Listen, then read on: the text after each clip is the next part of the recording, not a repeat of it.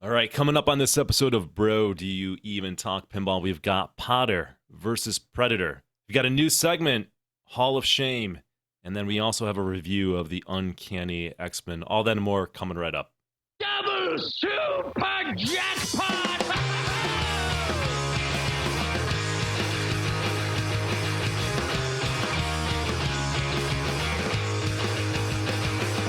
I need a ramp.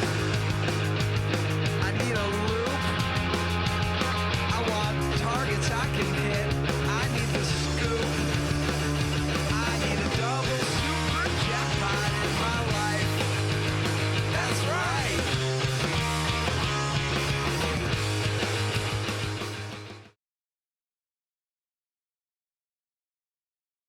Nick Lane and Kevin Manny of Buffalo Pinball. Whoa, boom shakalaka. Welcome to episode 94. We've done 94 of these of Bro, Do You Even Talk Pinball for Sunday, June 29th, 2025. I'm Kevin, that's Nick. Nick, how's it going?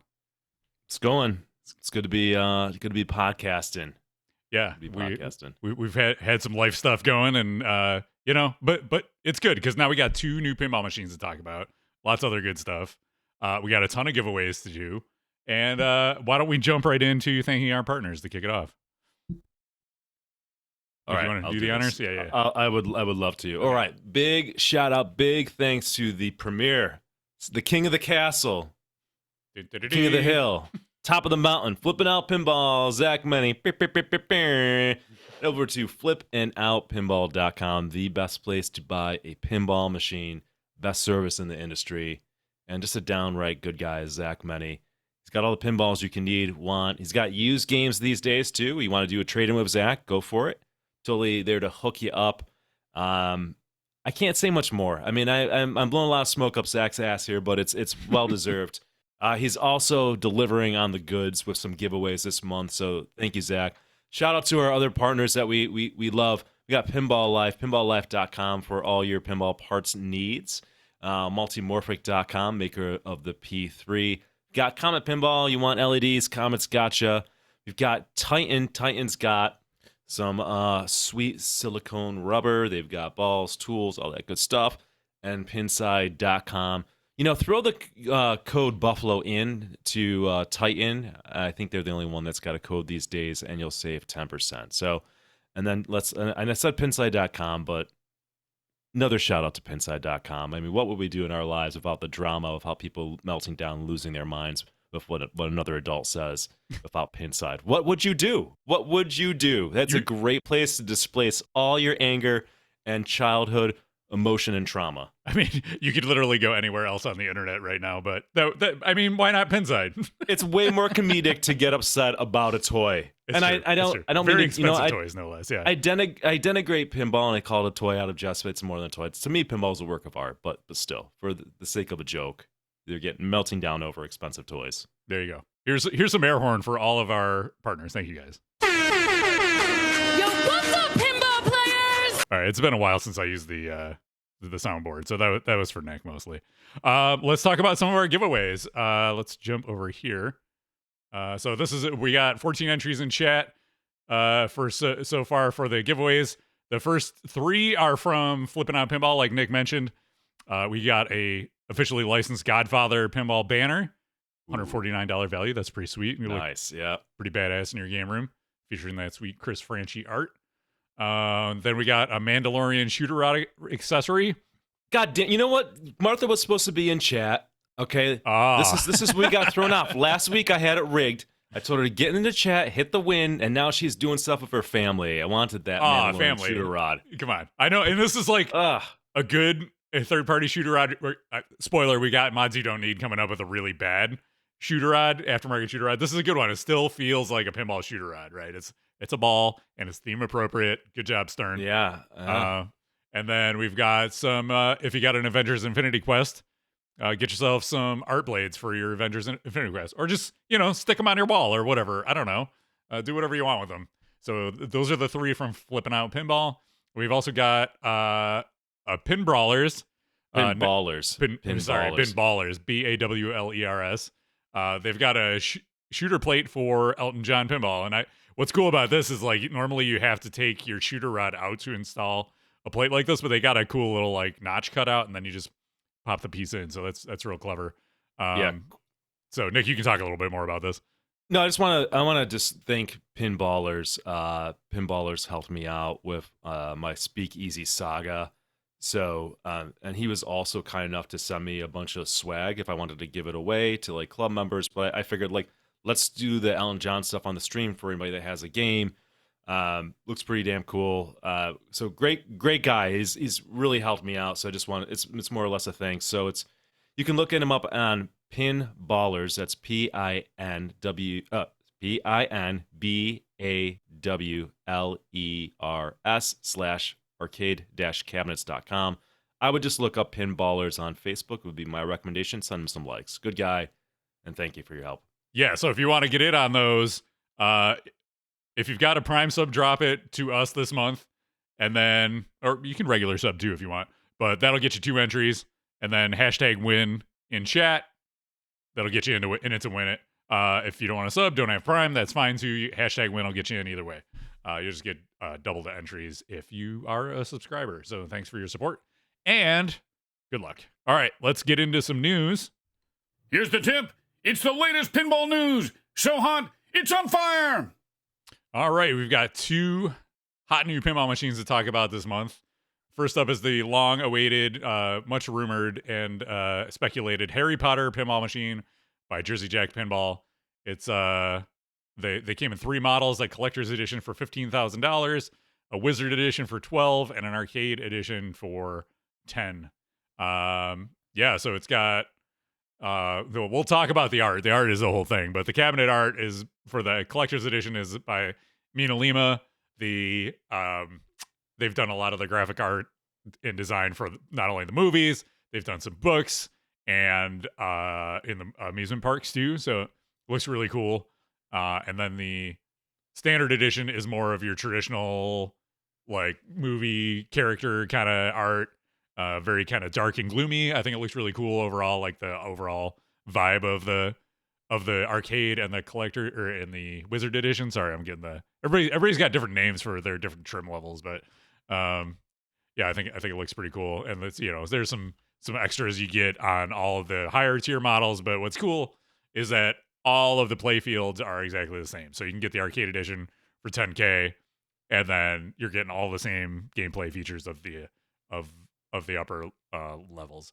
On the arcade edition, you don't get Invisiglass, you don't get a shaker, you get a translite with just the light at the top, not all the way around.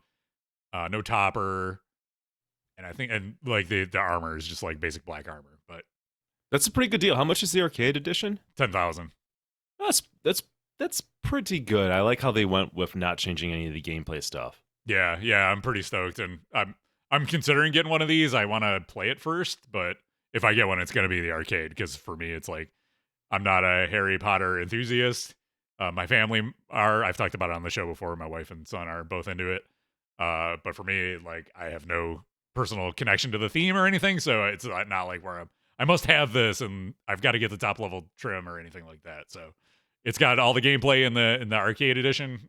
That's the one for me if I go for this. But like I said, I want to get out there. I want to try it, give it a shot, and see. All the reports are that it's pretty good. People are saying they really like it. The layout looks pretty insane from a stuff on the playfield kind of perspective. I like that he's got an unusual inlane outlane configuration. It's more like JJP Pirates. But on the right hand side, there's a little like drop target that can pop up and save your ball if it's going out there if you have that lit. So that's kind of cool. There are also no wireform returns to the inlanes, which I think is really interesting. And I can't remember the last time, aside from like a street level game, that we've seen that from a manufacturer. So that's cool to see. I don't know, Nick, what are some of your initial impressions of Harry Potter? Yeah, I mean, this is a theme that does nothing for me. Well, it's got kids in it, so you're out already, yeah, right? Exactly. Yeah, exactly. Yeah, so my money is safe. To be perfectly honest, I've really not been paying attention to this release. So from what you hear and understand, Kevin, people like this game. It's like the gameplay is good and people are happy because Yeah. this is like a big theme, right? So pinball people are never afraid to tell you when they don't like something. Yeah, so up until like the like art controversy thing happened, it was overwhelmingly the most positive reception I've seen for a pinball machine. It's like people were like losing their minds for this. There was some, obviously there's always critiques of games and things like that, but it universally was pretty much loved and that's pretty good. admired. So I like they've got like all the movies. There's what is it 6 movies, 5 movies? I don't remember. I don't know. They got a lot of movies. All the movies are represented. It's Joe Katz on code, which is cool. And they brought back David Thiel for the sound. So they're really like they were trying to check all the boxes with this. So I love David Thiel. Chat, what do you think of this game? Has anybody in chat played it? Want to hear from somebody in chat who's played the game. there's a look at the different models. It's a cool looking game, yeah.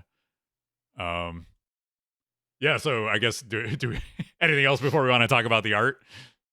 Kyle Bossas played it and loved it. All right. That's sweet. All right, let's go to the art controversy. So we've got I did the show notes like a week and a half ago because we were going to do this podcast last week. So I've really not, there's been an update to this controversy since then, but let's kind of start where the controversy began. Kevin, you've been following along on this? Yeah, I was up until a point, and then I couldn't take it anymore. But when it initially dropped, I was like, "Oh, this is interesting," and I wonder what's going on here. But oh yeah, and we can follow up because one of the artists actually did comment. So there was somebody on Tilt forums, Bumpergeist, who went through and like picked out a bunch of the art and compared it to the original assets and found, pointed out different things where it appeared that AI could have been used to interpret this art in some way. To me, on the initial look, it definitely has that kind of vibe. Now that this has been pointing out, I can kind of feel it. All the art kits kind of got like this wavy, like Uncanny Valley kind of look to it that isn't, I don't know. Once you see it, it feels AI. But it's also like when I look at something, a 4-fingered hand, right? Yeah. So like, there's Yeah. like one of the hand has only 4 fingers on it. Yeah, right? this So one up here. Yeah, so that's weird. Yeah. So yeah.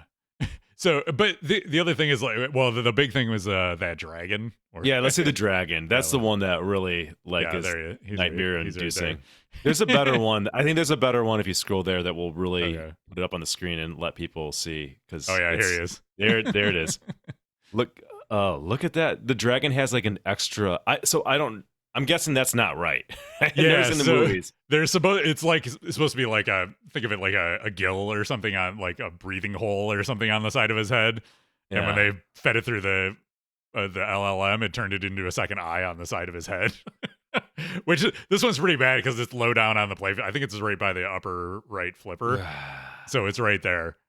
So yeah, it's sad because and some of these like he kept going and pointing out more and more things that were more of a stretch. But yeah, some of the initial analysis was really kind of damning on this.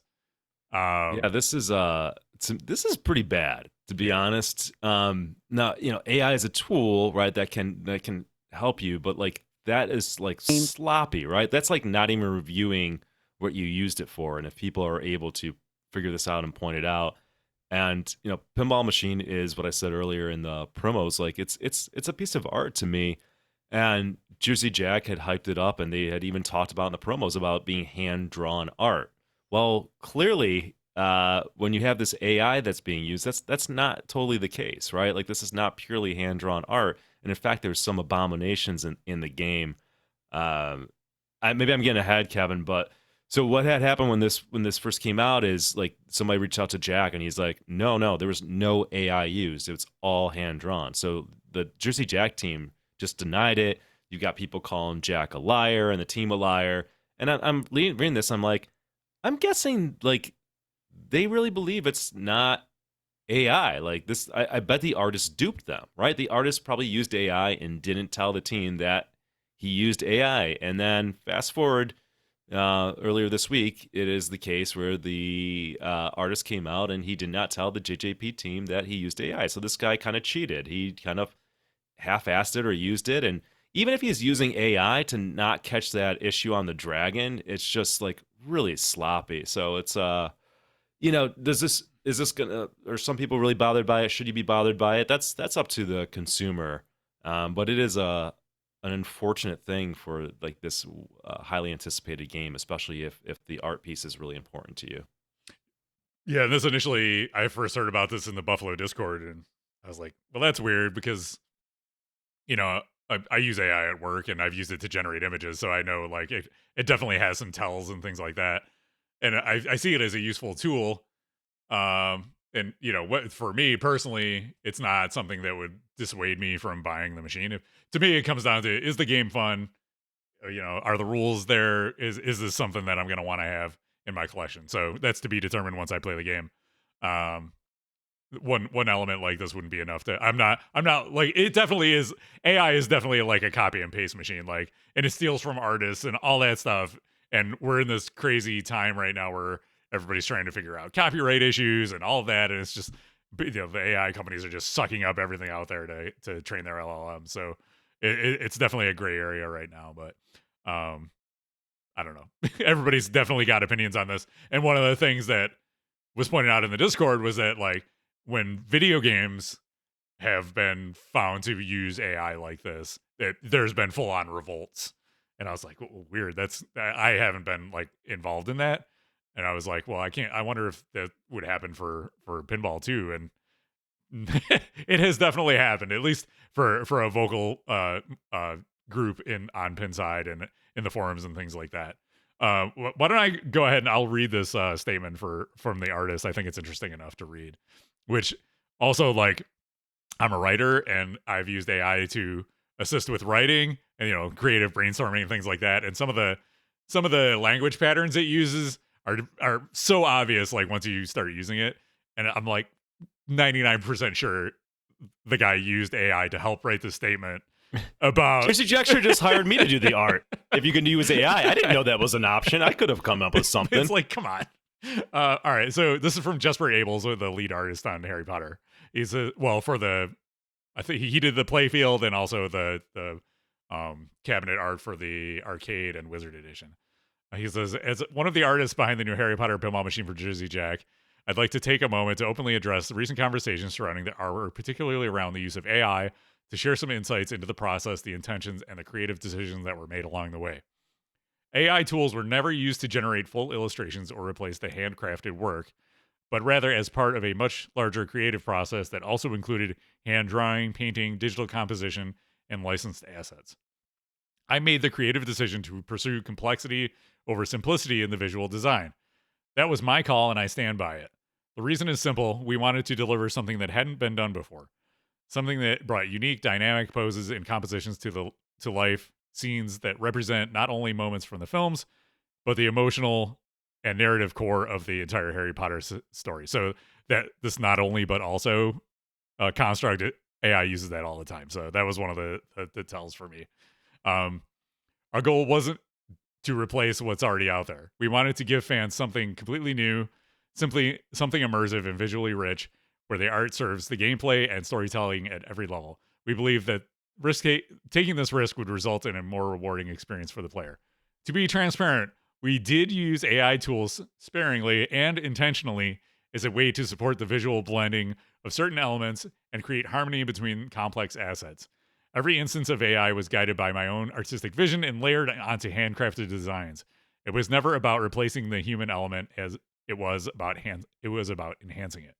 Let's see, do I want to keep reading this? Yeah, that said, not everyone involved in the project had direct knowledge or understanding of these technologies. The leadership team at Jersey Jack Pinball was not involved in the technical art pipeline, and understandably, they were not in a position to explain or defend these tools, as they were unfamiliar with the specifics of how they were applied. The creative team took on that responsibility, always with the intent of delivering the best possible product. What the audience sees as the final product. What you don't see is the countless revisions, changes, feedback loops, technical restrictions, and approvals that went into making it all come together. It's honestly a wonder that we were able to create something this complex and detailed. I'm incredibly proud of what we achieved as a team. The people at Jersey Jack Pinball gave everything to this project. It wasn't just a job; it was a passion. It's not just X, it's Y. That's another language pattern that AI likes to use. Fueled by a deep respect for both the Harry Potter universe and the game of pinball itself. We did everything we could to bring something magical and memorable into the world. At the end of the day, this machine was made for you, the players, the collectors, fans, blah blah blah blah blah. There you go, Jasper. So that's the statement from the artist. He kind of fell on the sword and admitted to using it, and that it was him and the creative team alone that were aware of this, I guess. So I don't know. Take from that what you will. For me, it's still I still want to play the game and see how it plays. And the big thing with the other thing holding me back from buying it right now is that the code is only at 0.7 something, and JJP, which we'll get into later, doesn't have the best track record for completing their games in a timely fashion. They did finally finish Pirates, but it was 7 years after the fact. Godfather is still waiting for a final code update. I think they did finish Avatar. I think that's complete, and you can get all the way to the end. Yeah, for all 50 owners, Yeah. congratulations. You got a game that's maybe done. I don't know. But it's not, and stuff like Wonka. Joe Katz went overtime on that, and in his own time, and finished that off. Early games like Hobbit and Wizard of Oz had great code, and they, some of the best pinball moments with like killing the dragon, killing Smaug in Hobbit, things like that. So I'm holding out. I'm being an adult. I'm using some restraint, waiting to see, get my hands on it and see where we're at code wise. I did see there was somebody, Vuvoof on Instagram. I follow him. He's a really high level player, and he's been playing it out at the Ace Gogi in California, and he's crashed it a couple times. So that's not super encouraging. So I would want to see those issues resolved before we get into it. Not that I'm nearly as good of a player as he is, but if those issues are in there, that I don't want to potentially run into a game that has those issues. You know what I mean? I know what you mean, Kev. All right. I'm proud of you. All right. Thanks. Well, it's with pinball all around, like all the manufacturers, I kind of just feel like, play the game. Well, most of them, unless you're getting something like a super boutique game, wait, play it. They're going to be around. Try it out. Get your hands on it, see if you like it. Because with the way the prices have been dropping on the secondhand market, it's just like if you end up not liking the game, you're going to end up losing $3,000, a couple $1,000 right off the bat if you don't end up liking the game, right? True story. Yep. Yep. There you go. Any other thoughts on Harry Potter, or should we move on? Let's keep the train rolling. All right. The second pinball machine revealed this month is another long-awaited one, and has quite a interesting history when it comes to pinball. Predator. So originally, if you remember years and years ago, it's got to be like 10 years ago now, when Skit B, I remember talking about this on some of our first podcasts. They, Kevin Kulik was going to build a bunch of Predator pinball machines in his basement, but didn't actually have the license. Well, bring it back around. Here we are again. Pinball Brothers giving it a shot. This is the game. This is the license everybody wanted them to do, because they're the ones who did Alien, and they're like, well, we got to have a Predator machine to go with our Alien, right? So they finally, they're like, well, we're going to try Queen, we're going to try ABBA, and they're like, oh, maybe we should do the game that everybody wants us to do. So they decided to go ahead and reveal Predator after like 2 weeks of teasers that were driving everybody nuts. They were like, let's just get on with this and show us the game.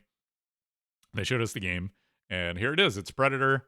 It's starting at $11,000 US dollars, and then there's a trophy package you can add to that for another $1,500. So that puts us at $3,000. Yeah, no, $12,000. Okay, I can math. Yeah. So if you want it's 12,000 MSRP for the top level package.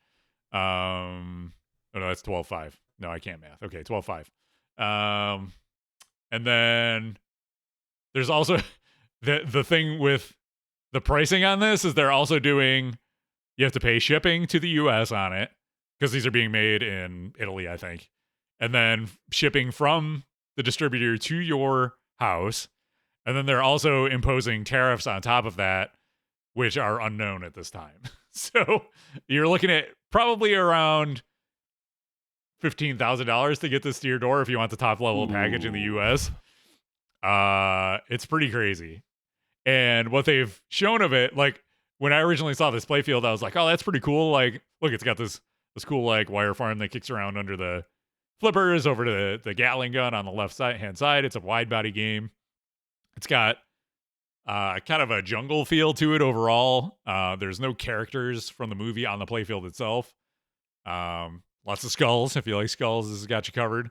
There's an image of the Predator. You can see the Predator's arm in the apron, which I kind of like, and it's got a little screen there that displays the characters that you kind of see on his arm when he's in the movie. There's a helicopter. There's the Predator figure in the middle that you battle during the game. It's got some cool sculpts. I like this.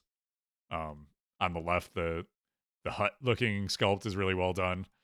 So overall, I think it was an impressive first look at this art package. But once they started showing some gameplay, it got real weird real fast. I don't know if you saw some of that early footage. No, I didn't get to see any of it. Yeah, Oh. so I think it was Nitro Pinball on Facebook posted some gameplay footage, and it showed Arnold saying, "Get to the chopper." It was his face, and he was saying the lines. It was his quotes from the movie, and everybody's like, "Cool, Arnold's in it." But then the CEO from the company was on podcast saying, "We can't show Arnold." I'll give a shout out. It was on the Pinball News podcast and also on Loser Kid. I listened to both of those, and he was saying we can't show close-ups of Arnold, and we have all of the rest of the movie, all the call-outs and everything except for Arnold. So they have somebody in the game that kind of not really at all sounds like Arnold, and it's pretty comical and it's pretty bad. And when they do the get to the chopper clip, so they ended up showing gameplay footage of their own on YouTube, and they have this weird, like really bad voice actor, and like Arnold's face is blurred out and cropped. Oh shit! I want to see this really badly now. It's bad. All right. You talk. Give your impressions of your first look at this, and then I'll find that. Yeah. I don't know. I agree with everything you said, Kev. I mean, like it looks fine. I didn't think it looked bad. I was like, oh, this looks fine. Again, like I'm not remotely interested in buying a game from Pinball Brothers and getting their jank and the amount of costs. I'm not I never actually seen the movie Predator, so the theme does nothing for me. I like that it's more of an adult theme, so that's good. I think one funny thing is a couple weeks ago they were showing off how they've improved their flippers. There was like this short video clip on Facebook, and I wrote a snarky comment. I'm just like, it's not a good sign when you're touting that your flippers work correctly, right? Like that's like such a low bar. Like before you even think, let's build a pinball machine, how about you get flippers working right that feel good, and then you can try to branch out and do other stuff. So it was a weird flex or brag, in my opinion. It just did not seem like it's a great start. All right, I found the gameplay. I'm trying to find the part where it does the get to the chopper. I don't think I'm going to be able to hear. I might have to switch over my audio to listen. Yeah. Let's see. I'm just kind of scanning through the video here. This is good content, you guys. I forget where in this video it takes place. I should have had it queued up, but it was pretty bad. It'll be worth it, though. It'll be worth it, I'm guessing. It's a 2-minute video. Well, yeah, exactly. I mean, we could just run. Oh, maybe it's not in this one because it was in. They did 2 versions of this video, and the other one was longer. Here, I'll turn the sound on for the front video. So they got like the main theme, and you can see some of the gameplay footage and things here. There's the Predator. Maybe it's not in this.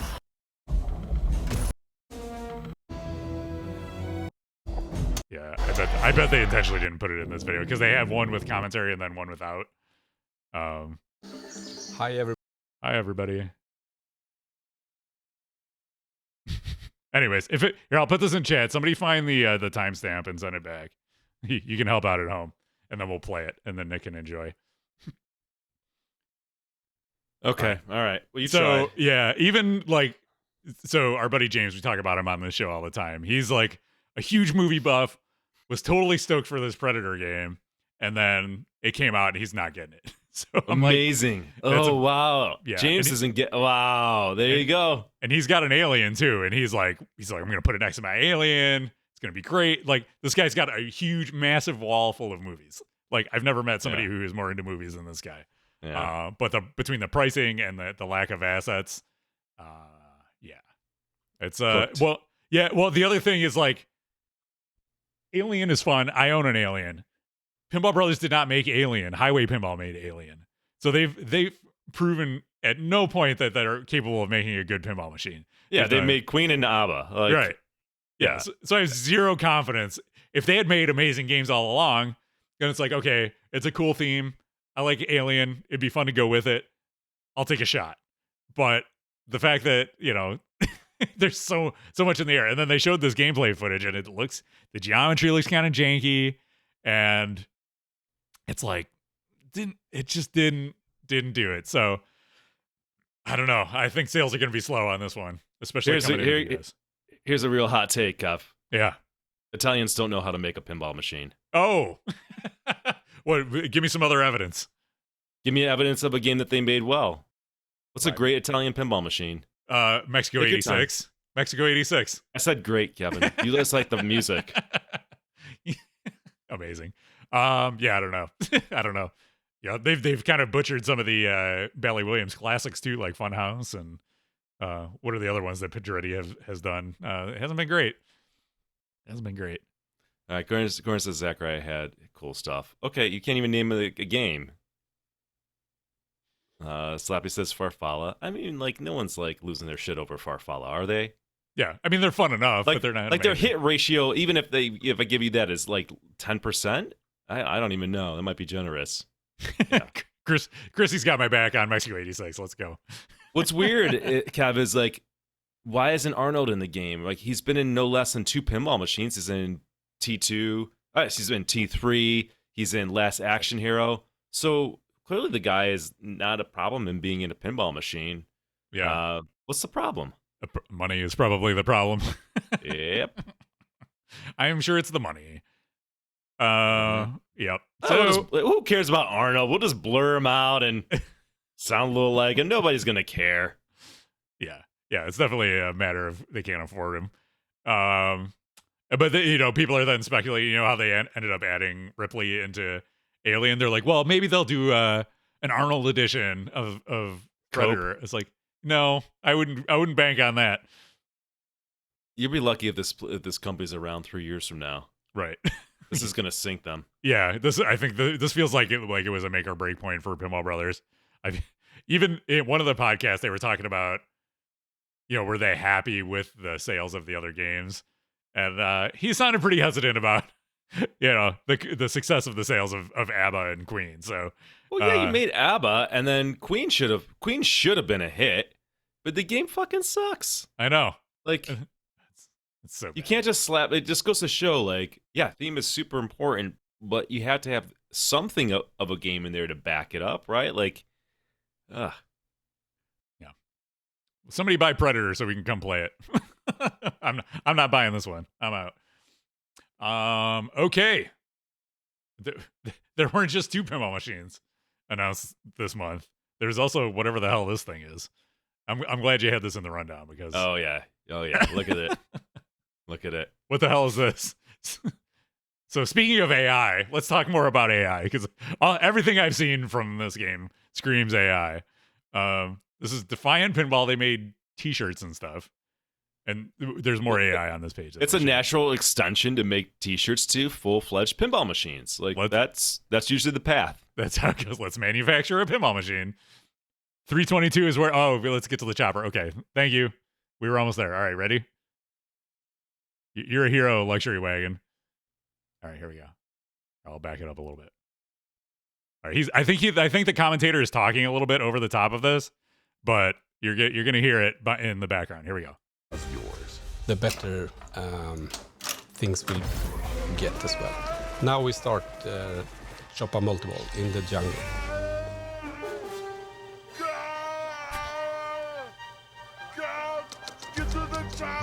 and there will be a number of jackpots lit in this, mainly in the upper part. It's so bad. It's so bad. Phase. This multiple. It's so bad. It's like the one line everybody wants to hear from Predator, right? I want that audio isolated and the original to really like. Maybe next podcast, maybe we can work on this on the original audio from the movie and what they have in the game. We can analyze it. I'll put it on my soundboard and we can just play it whenever we want. Some people were speculating that they just took Arnold and slowed him down so they wouldn't get like the AI copyright strike or whatever, but I don't know. Yeah. All right, back to what. Thank you for doing that. Back to whatever this is. Nick, tell us about how you got introduced to Wild River Rumble. I can't even remember. I was just scrolling on Facebook and I was like, what in the God's name is this? Because I saw the translate. I was like, okay, that looks like, is this an alt translate for Whitewater? No. Is this Whitewater 2? No, it's called Wild River Rumble. It does look like AI just was like, hey, can you make a alt translate or alt universe game for Whitewater? Mm-hmm. And then I'm reading this and they're hyping this game up. And then the best is we can read this, but I want to just, sometimes I spoil the joke, but okay, why don't you start from the top because the joke is at the bottom. Okay. You got to do it. This post was 100% AI written too. Then just remember, this is a pinball shirt company that looks like they do maybe AI pinball shirt art probably. I think they're in Australia. Uh-huh. And now they're going to make a pinball machine, allegedly. Ooh, okay. more I didn't realize they were Australian. A new Yeah, Australian of course. pinball manufacturer stepping up Of in the course. absence of Ballarama Pour one out for Ballarama. Nice. and Fathom. No, A good start. What more could a man want? You know What what more I mean? could a man want? Bumpa bits? Bumpa bits? bits. Nice. Nice. We watched that at the club 2 weeks ago. After we got done with our Thursday Frenzy, we put it up on the big screen. We put it on the 5 speakers around the club and just watched the video of the guy from Ballarama taking out pinball parts that he was going to make for a prototype machine. And it went over quite well. Okay, so here's the post. An homage with heart. From the rapids of memory to rumble of now. Remember, I said the like from X to Y, that's also AI. It loves to do that. To all the folks who supported us, shared our work, or even taken a moment to smile at Wild River Rumble, thank you. Like, has anybody seen this machine before? Like, who's supporting them? Sorry, I've definitely smiled at it, but it wasn't not in the way that they want. Yeah. This design is a personal tribute to one of the most iconic pinball machines of all time, Whitewater. We grew up with it. We admired it. And like many fans, we wished we could make something that gave us that same feeling, but with our own twist. Wild River Rumble is not a clone. It's an homage built with love, respect, and an avalanche of creativity. It's not X, it's Y, right? It loves that. By the way, it's made by such respect that AI wrote this. Exactly. And also, I like how they use we. Who's the we? How many people? Who is behind this company? Yeah. They have one review. It's not even rated yet. Like, this just looks like it's such a shell. Okay, go ahead. Continuing on. New characters, fresh scenarios, and a style that's unmistakably defiant. Okay? Because they're defiant pinball. We'll never get the license to make Whitewater 2, and we don't want to. We want to make something inspired by it for a new generation to enjoy, remix, and laugh at, including 2 Bigfoots. And yes, one of them barbecues. Mission accomplished. We're really laughing at it. Oh, also, yeah, we want to make something inspired by it. You want to rip it off. Oh, got it. You can't get the license, so you're going to rip it off. Okay. Right, exactly. Noted. Let me interpret it. There we go. For the doubters, he may be talking to us here. Oh, totally. The AI, the LLM. is talking to AI us. knows about Nick and Kevin from Buffalo Pinball. That's okay. Not everyone has to get it. For the believers, we're just getting started. Boy, are they. Defiant Pinball. Quote, from burnt coils to blazing trails. That's not that doesn't inspire confidence. No, it doesn't. Why are they burning coils? Our first original pinball concept. Defiant Pinball presents Wild River Rumble, a white-knuckle river journey, a secret underground wrestling match, a TV survival show gone off the rails. Wild River Rumble is our first original pinball concept, high-energy chaos on the water with characters as bold as the shots you'll need to survive it. Can I stop you right there? Okay. Let me go back. Let me just read this sentence. Wild River Rumble, trademarked, is our first original pinball concept. Get the fuck out of here! You're ripping off it's a clone. It's not original, you dummy. You're like, come on, we just talked about how it's like Whitewater, and then you're like, oh, it's the original pinball concept. It's not an original pinball concept, okay? Anyways, you can't get the license to Whitewater 2, so you're ripping this other Temu thing off. Here we go. Okay. Here we go. Okay. Meet Soakin' Sam, legendary river guide and part-time reality TV host. Alongside his fearless instructors, Sharon Stoner and Cindy Crawfish. Oh, my God.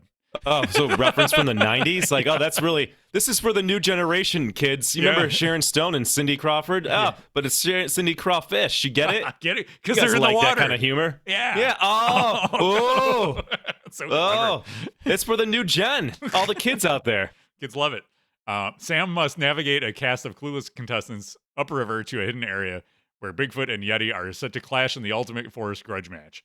Our dream to bring this fully to life with the help from the pinball community and pros who know what it takes to make a great machine tick. Until then, here's your first look at what we're building. Wild River They're not Rumble. building anything. They want people to build this for them. They're like, here you go. Here's our concept. We're going to rip off Whitewater. Can you just build it for us real quick? Yep. Let me just read the end. Wild River Rumble TM is a trademark of Defiant Pinball. There's no way they actually filed a trademark for this. No way. A division of Defiant Corp. All artwork copyright Defiant 2025. All rights reserved. Can you copyright AI generated art? I don't think so. Let's just take a quick scroll through this Facebook page while we're at it too. What are you guys doing in Australia down there between Ballarama, this, and then Haggis? Like, you guys are not exactly batting 1,000 right now. Look at that. This is all AI, and they got blew up in the comment. Oh, I bet. Art AI slop. Yeah, like what is this? What is this? It's like a power outlet stuck to the side of a tree with no holes in it. Not copying the classics, but using generative AI that does it for us. Great time. Look at these AI generated models wearing their shirts. What is it? I want to see what the thing said. The original white water rafting gets me wet every time. Wow. I kind of want that. I'll see you wearing that at the next tournament. I went to church. We're at the church. Oh my God, dude. Oh, it's horrible. I like how they're showing quote unquote sketches to show their artistic process, but they're also just probably using AI to generate these too. The guy from Punny Factory is probably like, oh man, they're doing it over there. Like, he's probably jealous. Here's some more AI slop for you. That's terrifying, by the way. What the fuck is that? There's supposed to be marionettes wearing it. Why would you do that? Like, It's that's really so bad. It's so weird. Yeah, it's so super weird. Anyways, I think there's not even a person behind it. I think they let AI create a website and just like set it wild. It's like an AI agent just doing this.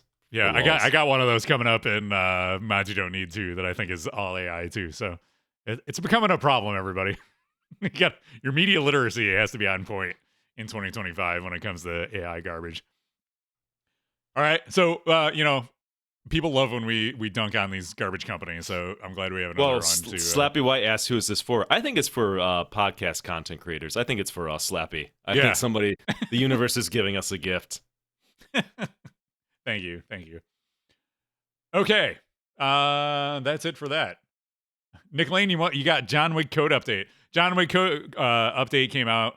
Stern issued a whole bunch of code updates this week, and as soon as the John Wick code update hit, people were like, what does Nick Lane think about it? So how much time have you put in on it? What are your thoughts? How much time have I put in on it? I've played less than 10 games on it, so not a lot. This is a hot take.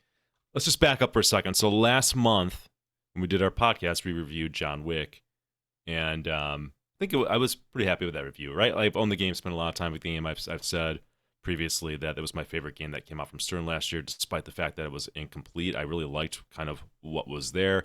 I liked that it was a brutal game. It was not a baby game. You felt like you were really battling the machine, which you don't get that from a lot of pinball machines. Iron Man is a game that I love because it feels like the game fights back and you're battling it, right? And I think there's no better thing than John Wick where you want to feel like you're in a fight as a player. So the game has been in limbo for a long time. I mean, I can't remember the last time it got like really any kind of update that had any kind of changes in it. Maybe December or prior to that. So, with Tim Sexton leaving and no updates, it's just we didn't know what was going to happen to it. There was speculation that maybe Ray Day's on it, blah, blah, blah.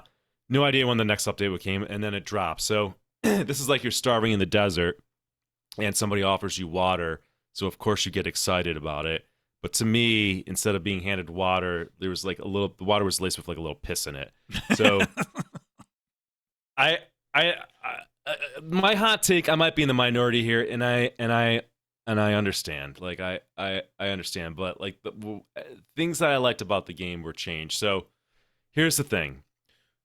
The rule, the foundational fundamental rule and what made this game unique was the fact that they had enemies that would populate on shots, and you cannot complete or get credit for that shot if there was an enemy there, right? So let's say a shot is lit for a mode. There's an arrow that's flashing. You like, oh, I'm going to hit that shot. However, if there's a blue dot there and it's flashing, you need to hit that shot first, clear the enemies. There could be 1, 2, or 3. Doesn't matter how many are there.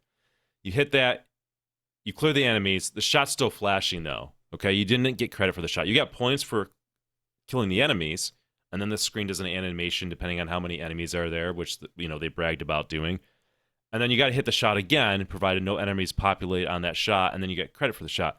Now, here's what I liked about that. There's no other game that I know of that has done that. That seems very thematic of John Wick. You're battling these enemies. Okay, like I've got to clear that first. I really like that. It's kind of maybe hard for people to understand that just step up to the game and never seen that on a game before. That, hey, why am I not getting credit for it? I feel like I'm not making progress. You got to learn the enemy system. It's not hard. Doesn't take long. You just got to pause and just understand that it's not like everything else out there, and that's not a bad thing. And what's interesting is that when in the forums and the time I spent in the forums, there really wasn't a complaint about that, right? The people in the forums wanted maybe the way the behavior of the enemies to change. For example, the other function of enemies is that to get to kind of the boss battles in the game, you've got to kill a number of enemies and you can fight them. The problem is that the number of enemies were like radically different. Like there was like one scene, like the catacombs, there's like 34 enemies you had to clear, and then like John Wick's house, there's like maybe like 19 or something. So it wasn't consistent, and the enemies weren't maybe populating enough so that you can kill enough of them to really get deeper into the game. I mean, you would have a good game if you got to fight 2 boss battles, and you'd really have to almost play it in a specific way. So that definitely needed to be adjusted. But again, I'm going to go back to this. Most people really liked what was there. They liked that this was a brutal game. They liked that it was something different. It had some soul to it. So in comes MVK, Mike Valinor, is it? Vinicor, yeah. Vinicor, and they put out a video a couple days ago talking about the changes. Now they've done good things to the game, which I'll get to, but right out of the gate, they're like, we took away enemies blocking shots. It's like, what? Like, dude, like, come on, what? So what do they do with those little inserts that are in the playfield like, specifically for that now? It's just bullshit. It's just a shot multiplier. Okay. Which I like shot multipliers, but like you made this game just like anything else. Mm-hmm. It's a copy pasta. I'm gonna make it like every other game out there. The only thing that makes like you didn't have to do that. You didn't have to do it. You could have made it so if you want to progress further into the game, again, like they did reduce the number of enemies you got to kill to go to a boss, but they also changed the way the enemies populate. So it really hasn't changed that in my opinion. It's just still just as hard to go through the boss battles. What it has changed is it's easier to now get through the modes because the enemies aren't blocking shots. But here's an idea. Just make the modes less shots if that was a problem before of getting through the modes, right? Keep the enemies there blocking it. It really made you feel like you're John Wick and got to keep your head on a swivel and be like, oh, shoot, there's an enemy blocking that shot. I got to hit it. Also, the enemies in the old code had armor, so if they were like not flashing but were solid, you had to hit them a couple times to clear them. They kind of get stronger over a period of time in the game. And then you also, in the old code, you can make the enemies easier to defeat by hitting certain shots that would bring in allies to the game. So each ramp was an ally, and it made it easier to clear the waves of enemies. So it was good. There was nothing. It needed to be tweaked a little bit, definitely, but you didn't need to get rid of that system. I was surprised when I read some of the comments on YouTube that people are like, oh, yay, the enemies are gone. However, in the owner's thread, I think it's 50-50 or even like greater than 50% of the people are like me and have that sentiment about it. So yeah, it's man, I'm pretty bummed about it. It's turning out to be a soulless game. Is it a baby game? Yeah, dude, it has a different feel to the game too. So they made it even easier to get into multi-ball. So now it's just a multi-ball fest. You're in multi-ball very easy. Like you can get into multi-ball like 2 shots in this game now. Wow. And then the multi-balls, they definitely seem to have extended the timer on it. It used to be that you would get a multi-ball and the timer didn't seem very long in the multi-ball, and it was harder to get into multi-balls. I would say it was like normal to get into a multi-ball, or maybe even a little bit easy at the start of the game, but it was fine. There was nothing that needed to be adjusted there. So again, the feeling that I get playing it now, I kind of lean back as a player, and I don't feel like I'm fighting the game or the game's fighting back at me. I feel like I can relax a little because I'm in multi-ball, and when you're in multi-ball, let's be honest, you're safe. It's a safe period of time. When the ball saves flashing, it's a safe period of time. So that's what they've done. So it's just really this like, okay, starter mode, get multi-ball right, starter mode. It's just the rinse, wash, repeat, take away some of the brutality of the game and make it a baby game. So it's definitely going down the baby game track. They did add in getting perks from beating modes, which is nice. That should be in there. It should be a reward. So that's good. Deconsecrated, what is it? I don't know. Multi-ball, they made it better, hitting jackpot shots. So they added more stuff in there, but again, I don't like the direction it's going. And so it's MVK on the code and Lonnie Ropp. Oh, boo. Boo. I'm really bummed. You know, Tim had something here. I'm really bummed that the game wasn't finished by him and the artist of the designer could have finished his original vision, and now we're just getting this kind of copy pasta. I'm sorry I'm being so hard. I'm hoping. Look, I might change my mind months from now. The game's not done, so bear with me here. But this is just panning out like just anything else. Anything else. It does feel like they're taking away some of what made it unique. You know what I mean? Yeah. They also totally took away the dance club area. That's a pretty large real estate in the game. The dance club area used to be able to shoot it back there, and like based on kind of like switch hits, it would populate more enemies on the game, which you want to do that because it gives you progress towards the boss battles. Now they changed it to hitting stand-up targets populate enemies, which again I don't like that move. But there's no reason to go in the dance club area except for me to start multi-ball, and that's just like something that's lit by hitting the stand-up. So again, like they just totally got rid of that area. There's this large part of the area where it's kind of cool, the dance club area. There's just no use for it now, pretty much. Except for maybe that multi-ball where you can build up switch hits, but it's just I don't know. I'm not optimistic in terms of what this team's going to do. I think they're just going to like, let's do what every other game we do and just get done with this game and move on. So people will shut up about the game not being done. Right. Total bummer that Tim's not there. I'm a little crushed now. And the other thing is like, it's so weird to change the enemy behavior on that because that's such a fundamental part of the game. The game's been out for a year. People have bought the game and decided to keep the game or buy the game. Like I bought the game a couple months ago based on the fundamental rules that were in the game, and now you've just totally changed that. Like, come on. It's like a different game at this point. Yeah, people are gonna say I'm overreacting and stuff, and again, like I've already said at the top of this, maybe I'm in the minority, but they were fixing things at least based on the owners thread that the owners weren't asking to be fixed, and which is kind of bizarre. All right, well, I'm looking forward to trying it at the club. We got one at the club, so we'll get some time on John Wick and play the baby game for myself. Yeah. All right, you're up next. Talk to us about what's going on at the club. Speaking all of right, clubs. so we've got 2 club events that I want to highlight to the listeners because it's a great chance to come to the club or come in town to the club. Number 1, we've got the announcement of a tournament called Whopper Junior, WPPR JR, and that is going to be it's a match play, 3 hours 45 minutes, no finals. Starts at 6 o'clock, gets done at 9:45. This is the week of the Beast, the tournament that I'm banned from. So the Beast start. I'm not banned from the tournament. Jeff Teos is a great guy. I love Jeff. The Pocketeer people are terrible people that banned me in Buffalo Pinball. But the Beast starts on Thursday. So if you're gonna go to the Beast, that if you come a day early or come like that night, right? Like head over to Nickel City Pinball Club. We got spots for 40 people.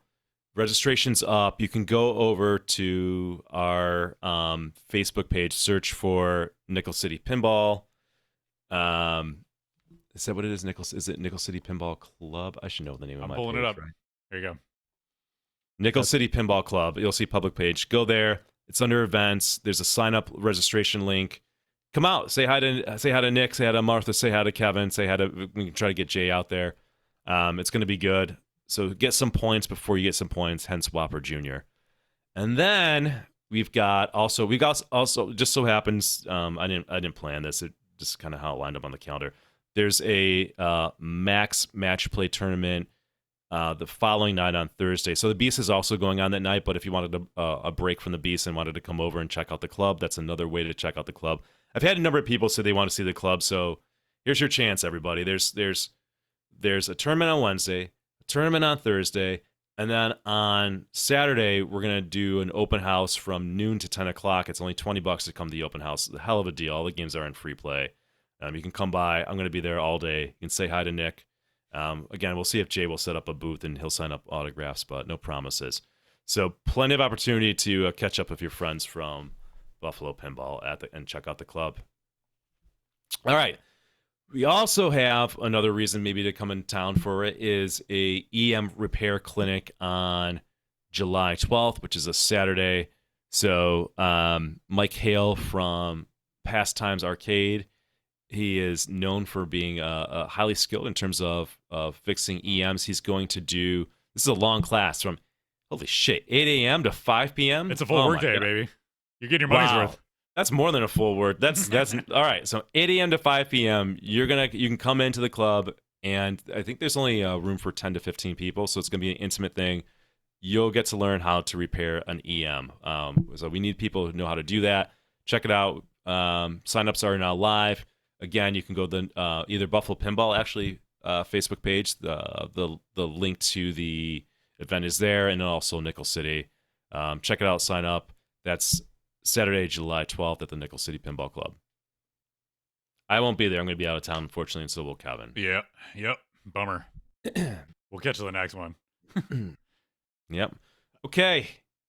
I'm speed running this because after this I gotta go to the bathroom. I've had 3 glasses of water and a coffee, so here we go. I was out in Vegas for work last month, and it's funny when I'm out there. Everyone's like, "Oh, Nick, there's a pinball museum. You gonna go to the pinball thing?" I was like, I probably should.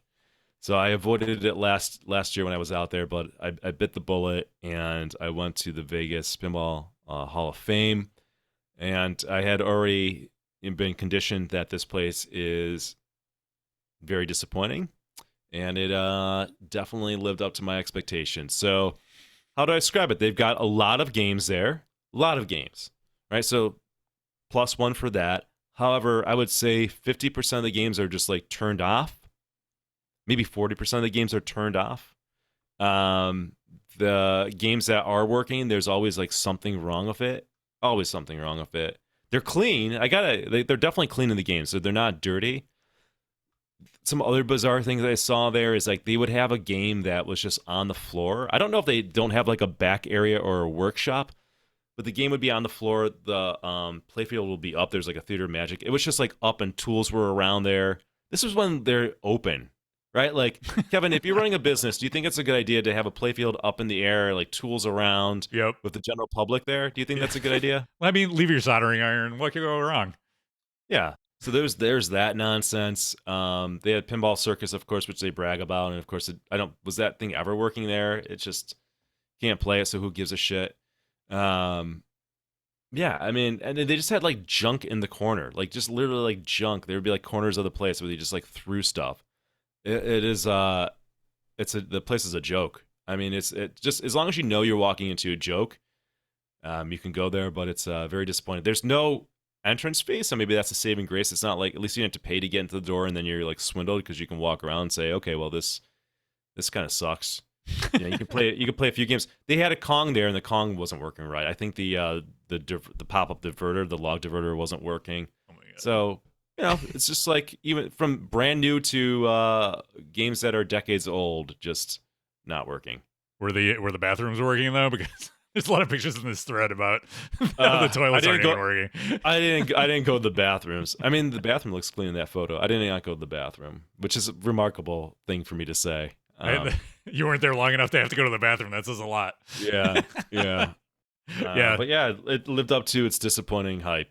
So Yeah. I was not like more shocked. It was just like, okay, I see what people are saying. I'm not surprised. Here we go. Yeah, it's crazy too, because they did all that fundraising a couple years ago to keep their place open, and people donated crazy amounts of money.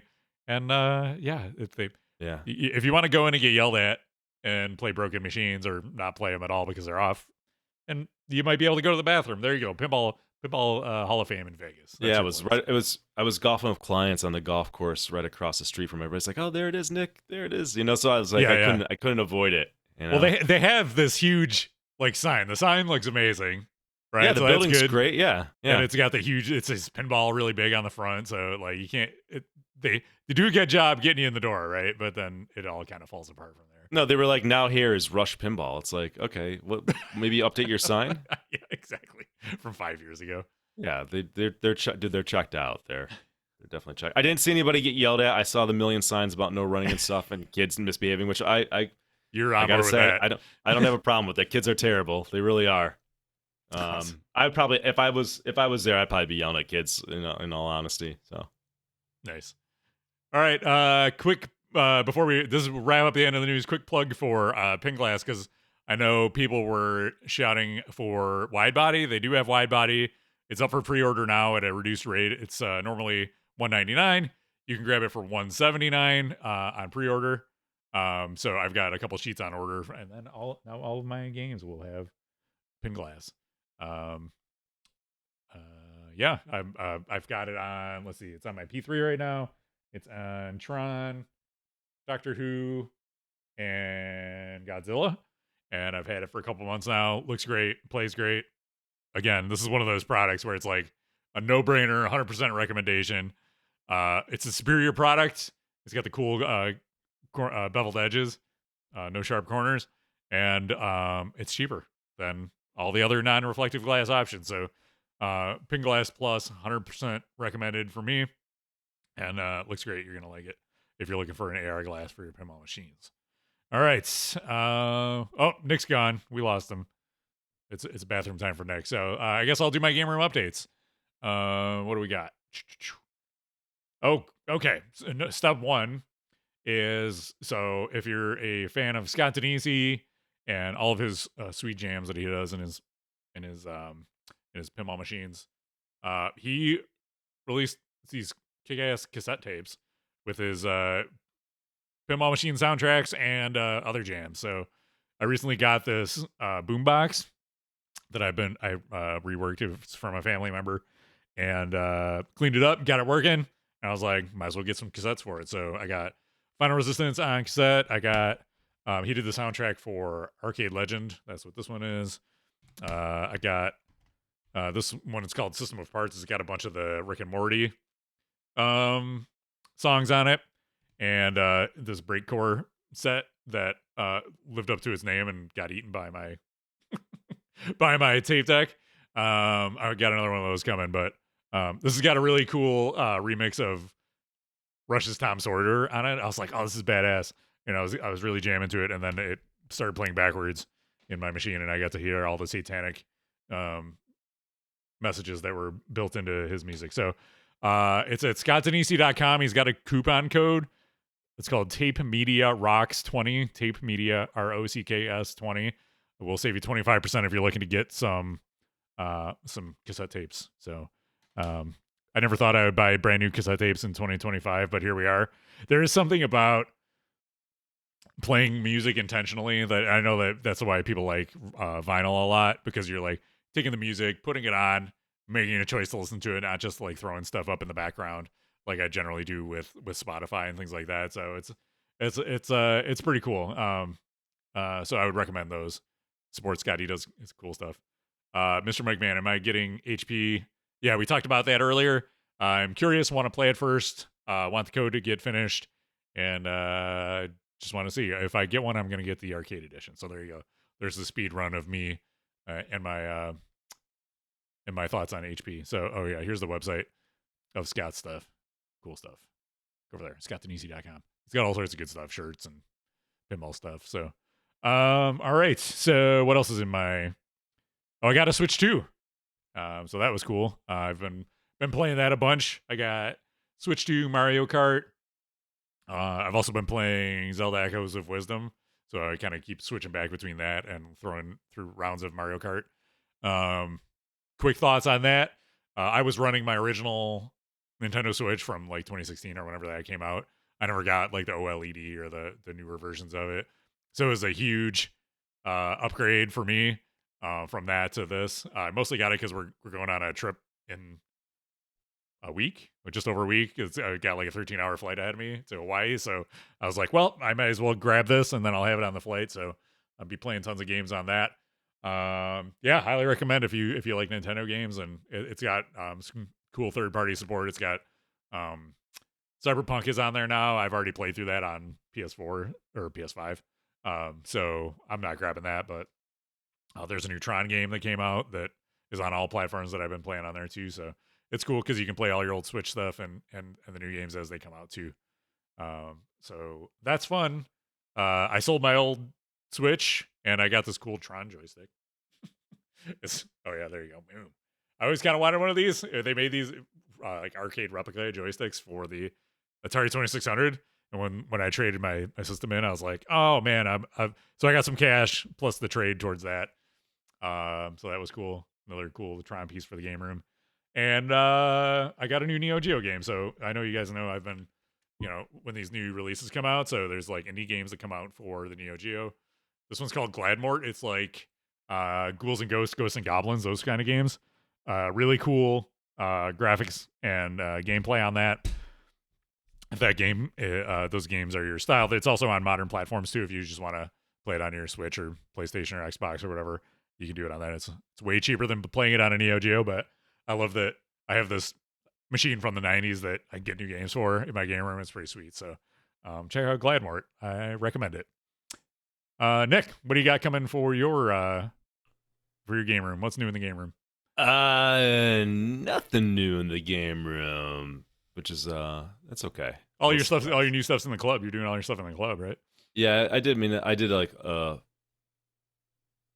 flurry of activity in the club a few months ago, so I'm just chilling out right now for a bit. Although I did see a game that I wanted to buy yesterday, but I don't think I should. So the club is full right now, which helps. If the club wasn't full, it might be a different story, but I'm glad it's full, so it saves me there.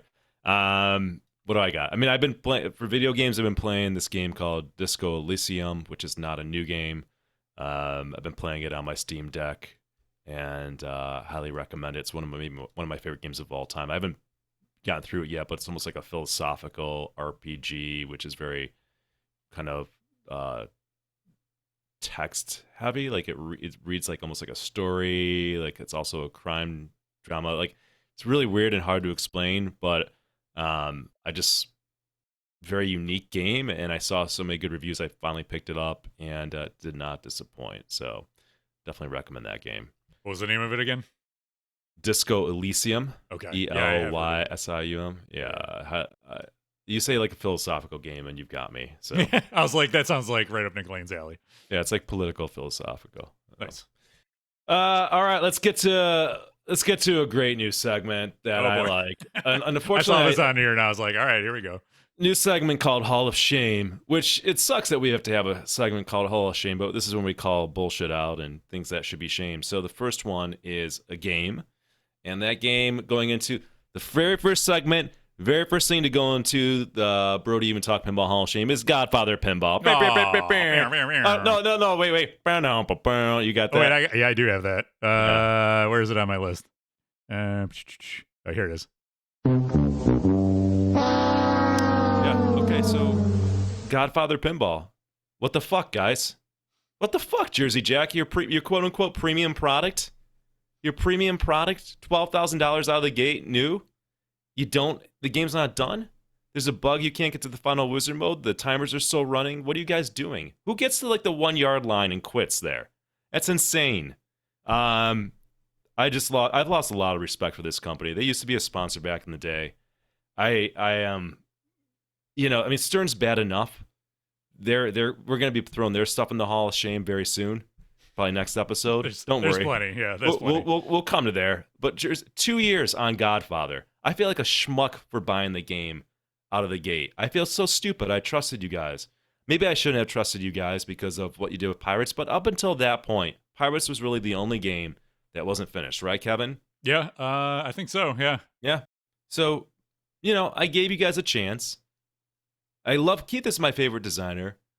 I like Eric's games. I buy it, and you can't remove a fucking bug in the game? You can't stop the timers?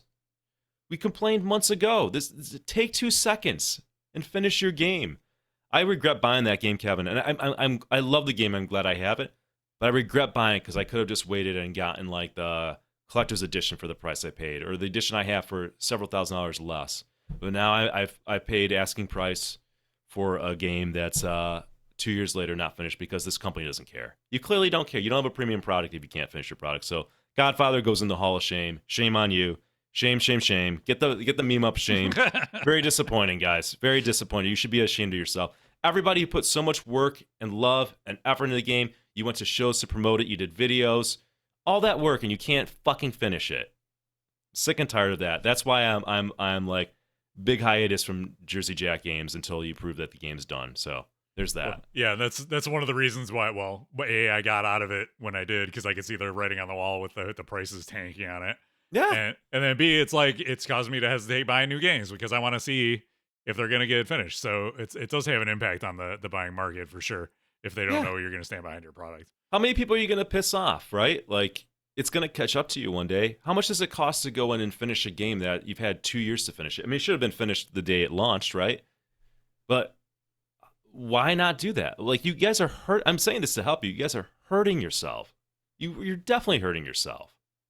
Do you think people who listen to this podcast and they think, oh, should I buy this game? And they hear Kevin say that Harry Potter's crashing, Harry Potter's not done, a game Godfather was made 2 years ago. We get like 3,000 listeners. You think there's some people that listen to this and say, oh, maybe I don't buy this game until it's done?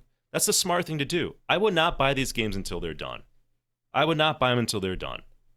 And Stern usually finishes them. Jersey Jack is now in very bad territory where Harry Potter is far from done based on the code that it's at.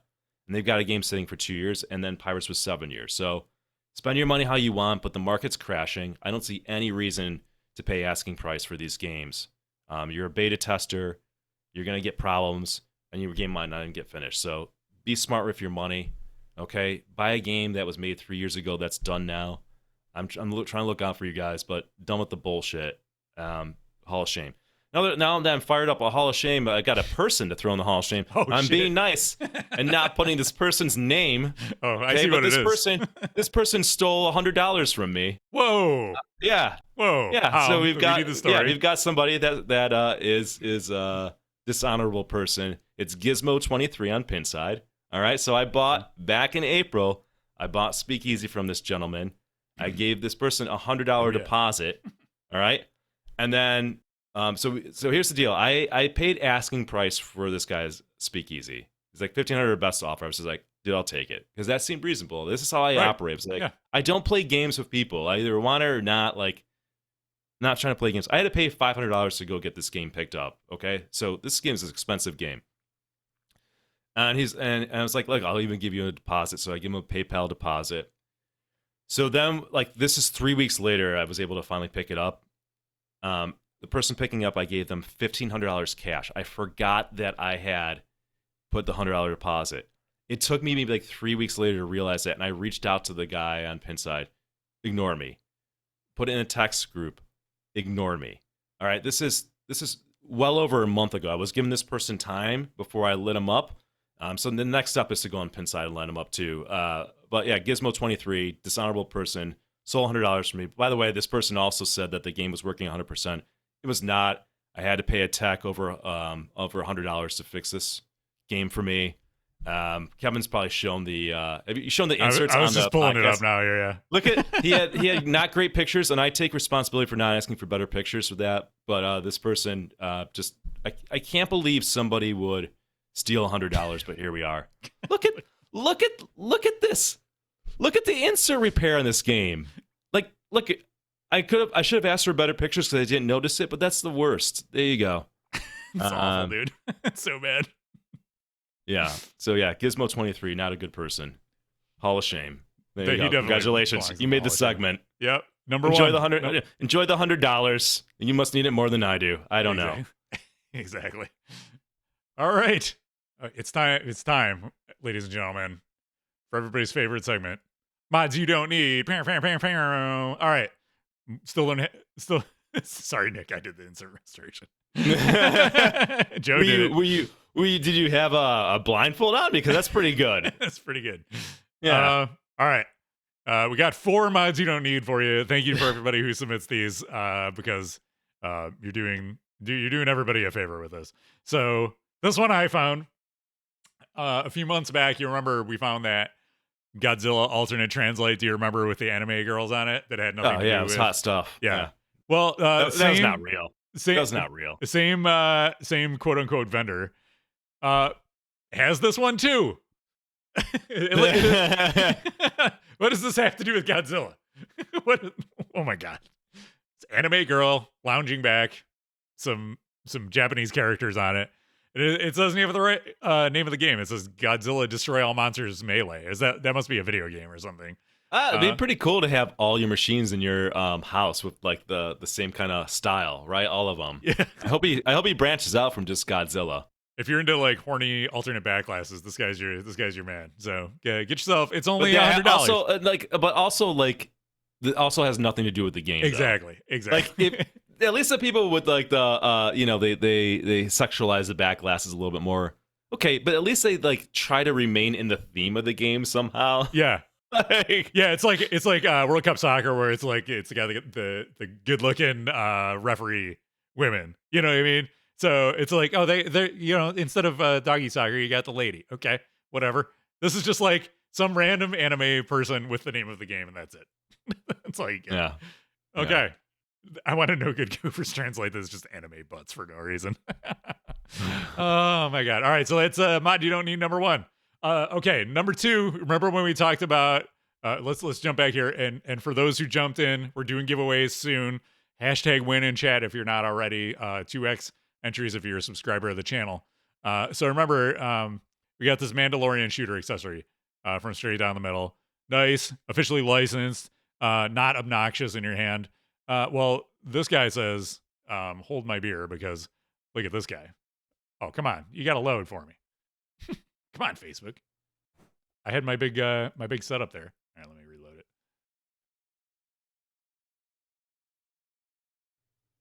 Oh my god! What if he took it down because he knew the segment's there coming it up? is. No, there it is. Look at it. It's in. Oh. Can you imagine Oh. like trying to plunge that thing? Okay, so all right, yeah, this is definitely a mod you don't need. Now, like, it's kind of good. It's a nice sculpt, but like, do you play pinball? Do you play pinball? That for sure will not break. Yeah, definitely. These little tentacles are. This is for the guys who buy the pinball machines, set them up in their game rooms, and then never play them. You're supposed to play them? Yeah, if you never play your pinball machine, actually, you could break this one just by walking by it and running into it by accident. But for those listeners at home, it's the eye thing from Dungeons and Dragons with all the little eye tentacles around it, and it's the shooter rod, and it's really bad. So there's another mod you don't need. This one came up. So we were talking earlier about AI and people who we think are AI agents. So I've seen this guy on Facebook. So this is his profile picture. Barry. That's Barry. Barry's not real. Barry doesn't exist. Yeah. So yeah. Stern Pinball, please consider a score shield anti-cheat kit for pinball. Detects when playfield glass is removed. Monitors coin door openings. Logs button presses outside of gameplay. Disables score saving if tampering is detected. Works Optional photo capture for high scores. Works with Stern, Spike, and Sam systems. No, okay, no. What's the other one? White water. Designed for arcade tournaments and private collections. Here's your hardware overview. Microcontroller, Arduino Nano or ESP32. Don't read this all, Kevin. This is like a list of 20 glass things off, for this stupid idea. Wi-Fi Bluetooth module, SSD card for logging, vibration sensor for aggressive shaking. Aggressive shaking. Oh, what? That's so fucking stupid. Aggressive shaking. Okay. Yeah. Oh, okay. It's the anti. This quote unquote guy got lit up in the chat. Love solving problems that aren't actually problems. How does cheating affect you? People telling him to flap the flappers better. Why do we think the people who would pull the glass to cheat aren't also going to bypass a glass detection switch? Does anybody really care that much? Yeah. So this image is also AI generated of the score shield. So, I don't know why. This exists or why it exists, but you definitely don't need this. Yeah, RLM says, wait, I can't take the glass off during a tournament anymore? You cannot with this system. That's right. You're not allowed, it will detect you if you try to take the glass off. The cops are going to come if you take the glass off and pull you away in handcuffs. You're out of here. You're out of here, buddy. Pinball cheater. Off to Guantanamo Bay with you. So many tournaments get one, though, Kevin, that you got to realize when somebody's not looking, they take the glass off and they just give themselves all the multi-ball jackpots and they do all the stacking and that's it and they win. Happens all the time. I haven't been to a tournament where that hasn't happened, really. That's true. It's really a scourge. That's how Martha won the Flip Frenzy on Thursday. Yeah, she's amazing. Yep. She got, the glass off skills. You got to have them. Okay, last but not least. All right. For those who've played Star Wars, here you go. I can't be the only one who hates the left lane drain bias in this game. So I made the adjustment post to equalize the drains, left to right.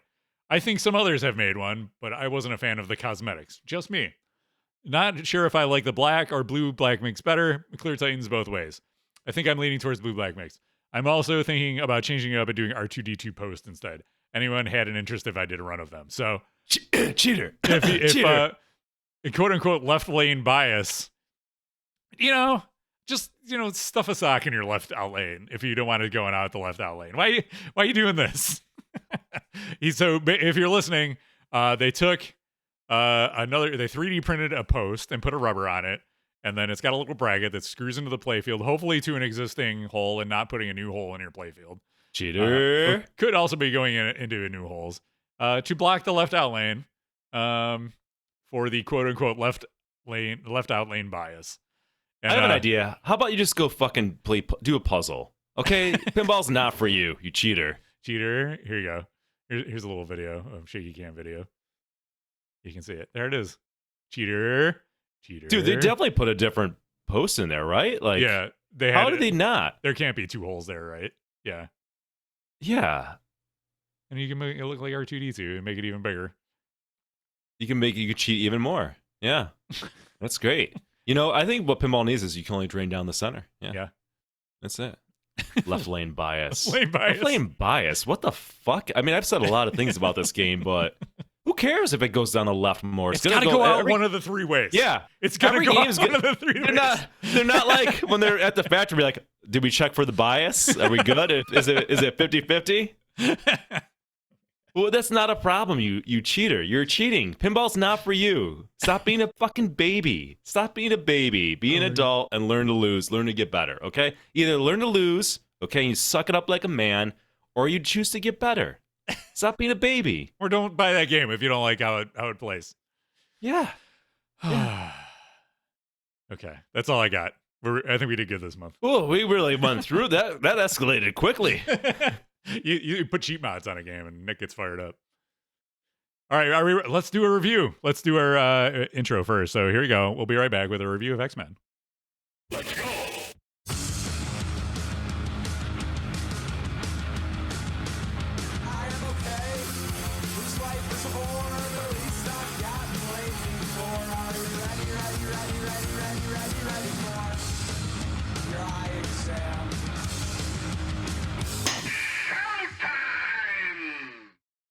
All right, bringing it home with a review of The Uncanny X-Men. This is released by Stern in 2024. Game designed by Jack Danger. Software by Mike Gizavat and Wisen Cheng. Artwork by Zombie Yeti. And sound by Jerry Thompson. Launch pricing, MSRP is $7,000 for a Pro, $9,700 for a Premium, $13,000 for an LE. Now those are running about $6K, $8K, and $10K per the Pinside pricing. So, yeah, prices have tanked on this. I remember the initial look at this game. People were losing their minds. They're like, "Oh my god, look at the layout. It's doing cool stuff." Couldn't wait to get their hands on it, and then they got their hands on it, and things happened, which we'll get into here. Nick, why don't you kick it off with the rules? Have you played this with the new? So this is in the batch of games that got new code updates this week. Have you played this since or no? All right, so we're going to do a couple caveats up front. I've played this game quite a bit. All right, we've got one at the club. It's been out for a while. I played like one game in the new code, and I wasn't really paying attention to it. I don't know the rules super well. I mean, this is a game. So this is like, I guess, old code. The code got updated this week, so don't have an opinion on that. So just take that with a grain of salt. I know the rules well enough that I just shoot the shots that are lit, and you can progress through it. Let's be honest. All right. So what do I think about the quote unquote old rules? They seem fine. You know, I'm sure the owners will have more of a problem with them, and probably rightfully so. So don't let my saying the rules are fine, the old code, stand for anything. It's just shots lit, hit it. Some modes it lets you pick the modes in the game. Some modes are more difficult than others. I don't know the game that well, so I'm sorry. This is not going to be the greatest review. I'm gonna put that out there. To be quite frank, part of me just doesn't care to learn the rules that much on this game. All right, I struggle. We've been reviewing so many games that we like that we have to kind of talk about a game that's hanging out there that we've played enough but don't love. So sorry for a shit review, but I don't know the rules well enough. It's very much shoot the lit shot kind of deal. It's got stuff where you go to the future and you're stuck there, and they revamped that. I believe. I think they shortened it. I don't know. There's rules. There's certain sections of the play. If you're like Midtown, Uptown Subway, you hit them enough, and then it goes through a multi-ball. And there's other to each my X-Men, you hit those shots enough, and that's another multi-ball. And I believe the danger room on the left. This is where I'm gonna get crucified for getting this wrong. If you hit like X amount of spinners or ramp or pump bumpers, I think you can increase the scoring in the game. So that's the one thing I really like. I like that kind of lower left part of the game. I never. That's the Gold Wings area of the playfield. Yeah. This was always like just a bread and butter type of shoot the lit shots game to me, right? I didn't hate the rules. I didn't love the rules. It was like wallpaper.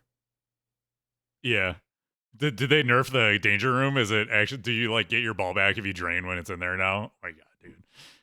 Well, there was a thing in the danger room where I think later in the game you can activate a target that would give the ball back, but that rarely happened on the old rules. RLM says the danger room is now the baby room, which it's hilarious, right? Like, of course they did that. They're babying every game out there. The one good thing about, I'm kind of veering off a little bit, Kevin, but like the one good thing about X-Men is that the games I've had on it have been all over the board. Sometimes I've had really long games, and sometimes they're just brutally short. So I do like that. It's more of like a function of how the game plays, but also that could be accomplished in rules when you start babying it up and you put ball saves in there, right, and just hand holding. But yeah, that's too bad, man. That's too bad that they put an auto ball save and made it easy. Of course they did. Every game they just make it fucking easier, and they're catering to this group of pinball players who just want to play a game for like an hour long, and they don't want to get better. Does it come with a decal to cover the word danger? And no, it's just room. Baby room. It's not the baby room. The baby room. Yeah. Somebody in chat, please Photoshop that, and we got to put it in Discord and Buffalo Pinball for the baby room. It'll be on the thumbnail of this when we put it on YouTube. We'll just say, baby room. That was the cool thing about this game. One of the cool things. I really liked that area because it was like, dangerous. Okay, that's the whole point. You can go in there. You can go in there. You accomplish stuff, and it increases the scoring. But it was dangerous. Yeah, you're going like I like that kind of being frantic. God, they don't want to make pinball like you can lose the ball anymore. They're taking away all the excitement for pinball. Well, because then you got people making left drain bias mods. They just put a ball save on all the still outlays. cheating. Yep. Yeah. All right. So for fellow listeners, sorry I didn't do a better job on rules. You'll have to forgive me for this one. I think the for me, owners have had this and sold it. It feels like there's just like not enough meat on the bone when you have this in your home collection. I feel like it's fine when I play it at the club because I'm not digging super deep into the rules, right? I'm playing competitively, going head to head with people, and I think in that situation it seems fine. Which aside from like the weird geometry issues, which we'll get into later, but from a rules perspective, I think it's okay. From we're not talking like IFBA finals level play, but in your local leagues, tournaments, things like that, this game is perfectly fine from a rules perspective. The biggest thing is like it feels like you can get to that.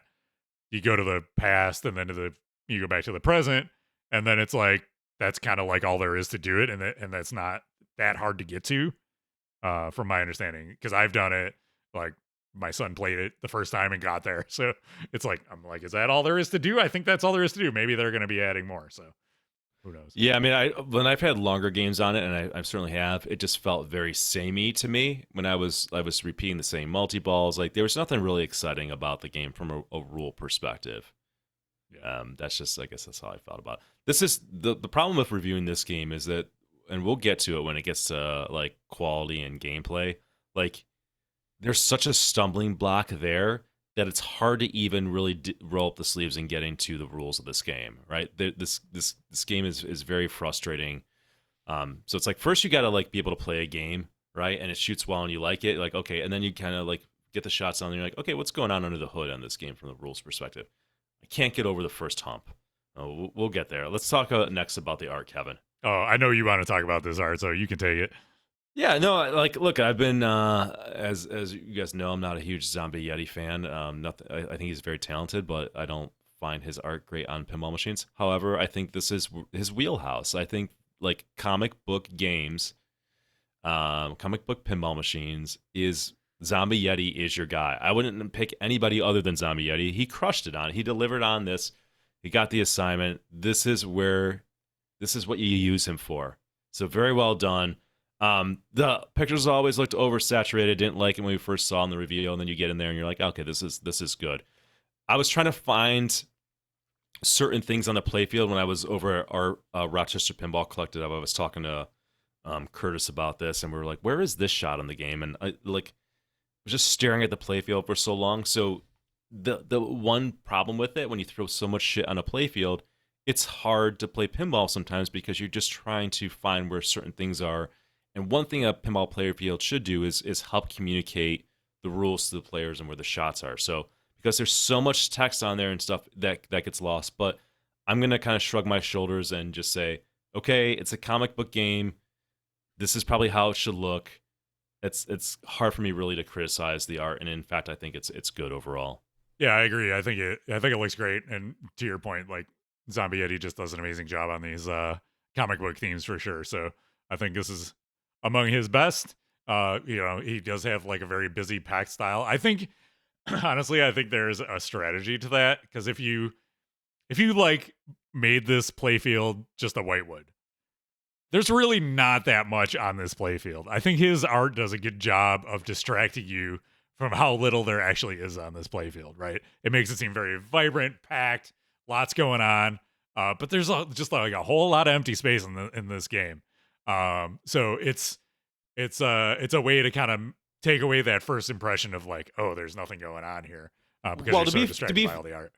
To be fair, I mean, it's like Godzilla, right? Like Godzilla is thing, like it has about as much on Godzilla. Although I would say actually has more than Godzilla because the Danger Room adds more into the game. So this game is like in terms of what's on the playfield, it's like slightly more than Godzilla, I would say. Yeah.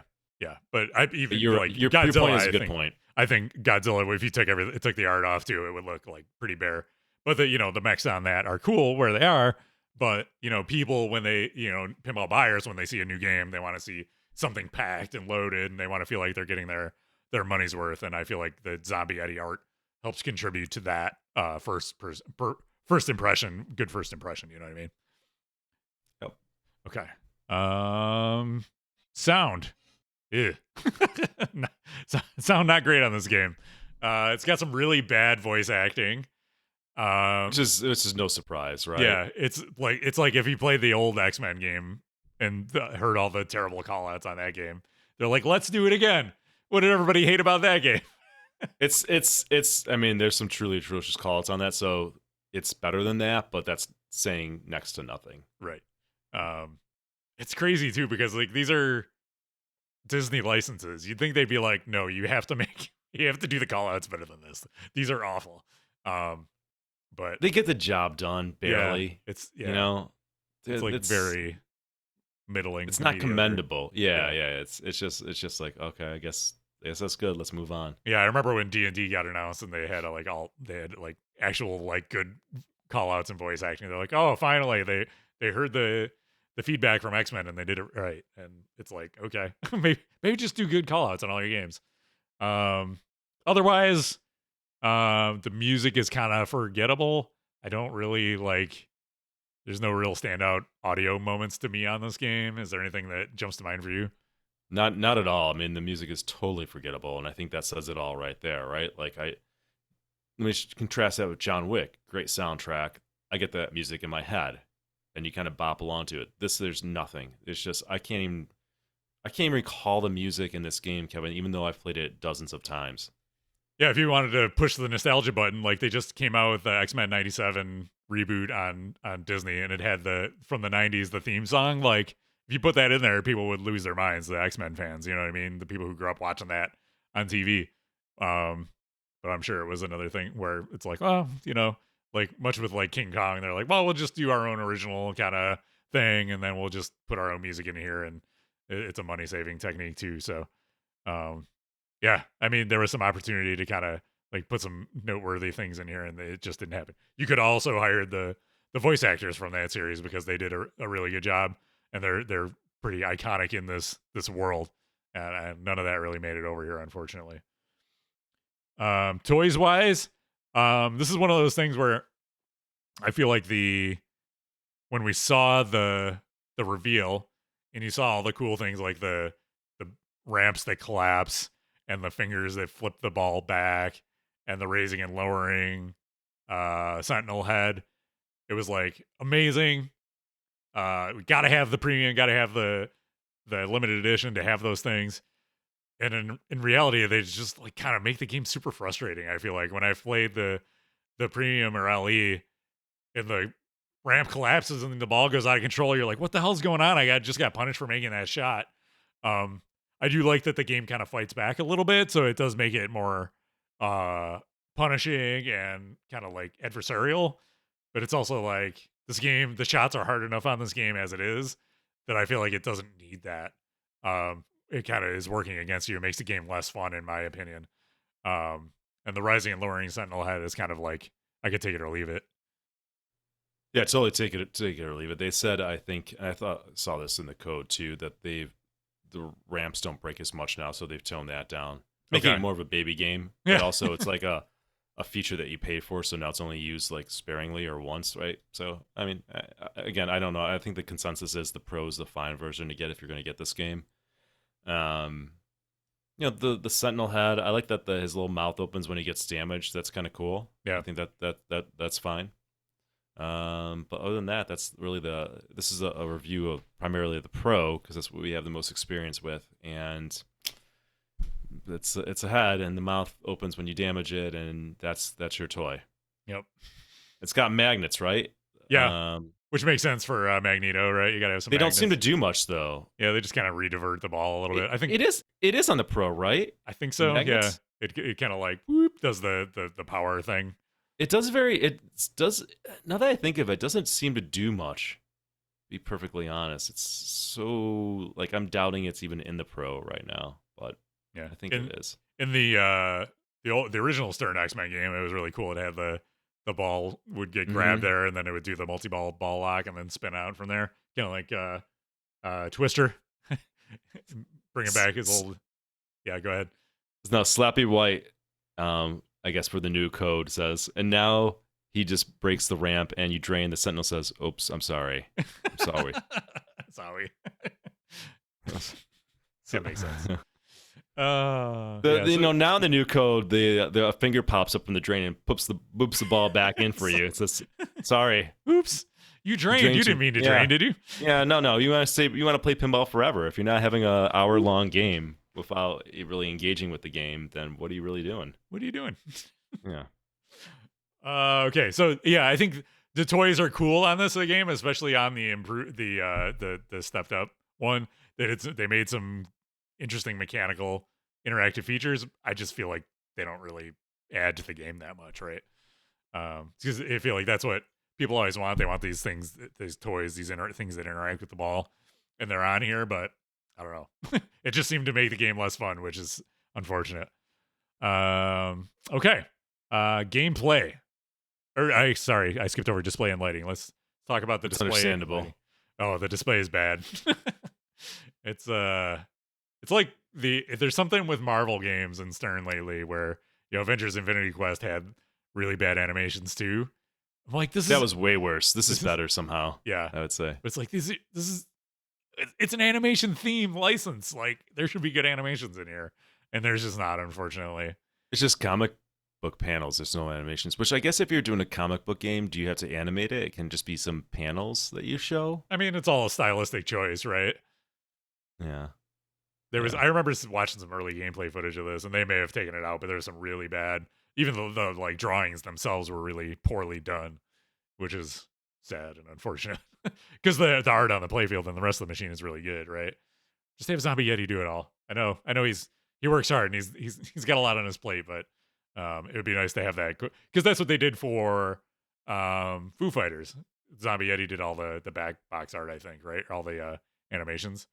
And even if it wasn't him, they did a much better job of kind of making it feel like one cohesive package between the playfield and the screen. Here, there's a big disparity between the quality, in my opinion. Okay. All right. Anything with the lighting? There's some cool, like, on the premium LE, there's some cool, like, lighting effects, but it generally, like, turn the whole playfield one color or the other. Some more dramatic lighting in moments and things like that, but nothing real incredible or outstanding. Yeah, I think the lighting seems perfectly fine. It doesn't have the expression lighting kit, so it's interesting now that you have Stern games that have them and don't have them. And the ones that don't have them definitely are always going to feel like they're lacking a little bit in terms of lighting, right? I don't know. I mean, obviously that's a bill of material cost that you got to factor in there, and it's up to the designer to do it. But it does make games without it seem a little weaker in the lighting department. You can't help but notice it. Yeah, it doesn't even have the spots for it on the cabinet, right? So you couldn't add them if you wanted. No, it's just like, Kong is a game where it chose not to do it. This is another game that chose not to do it. Yeah.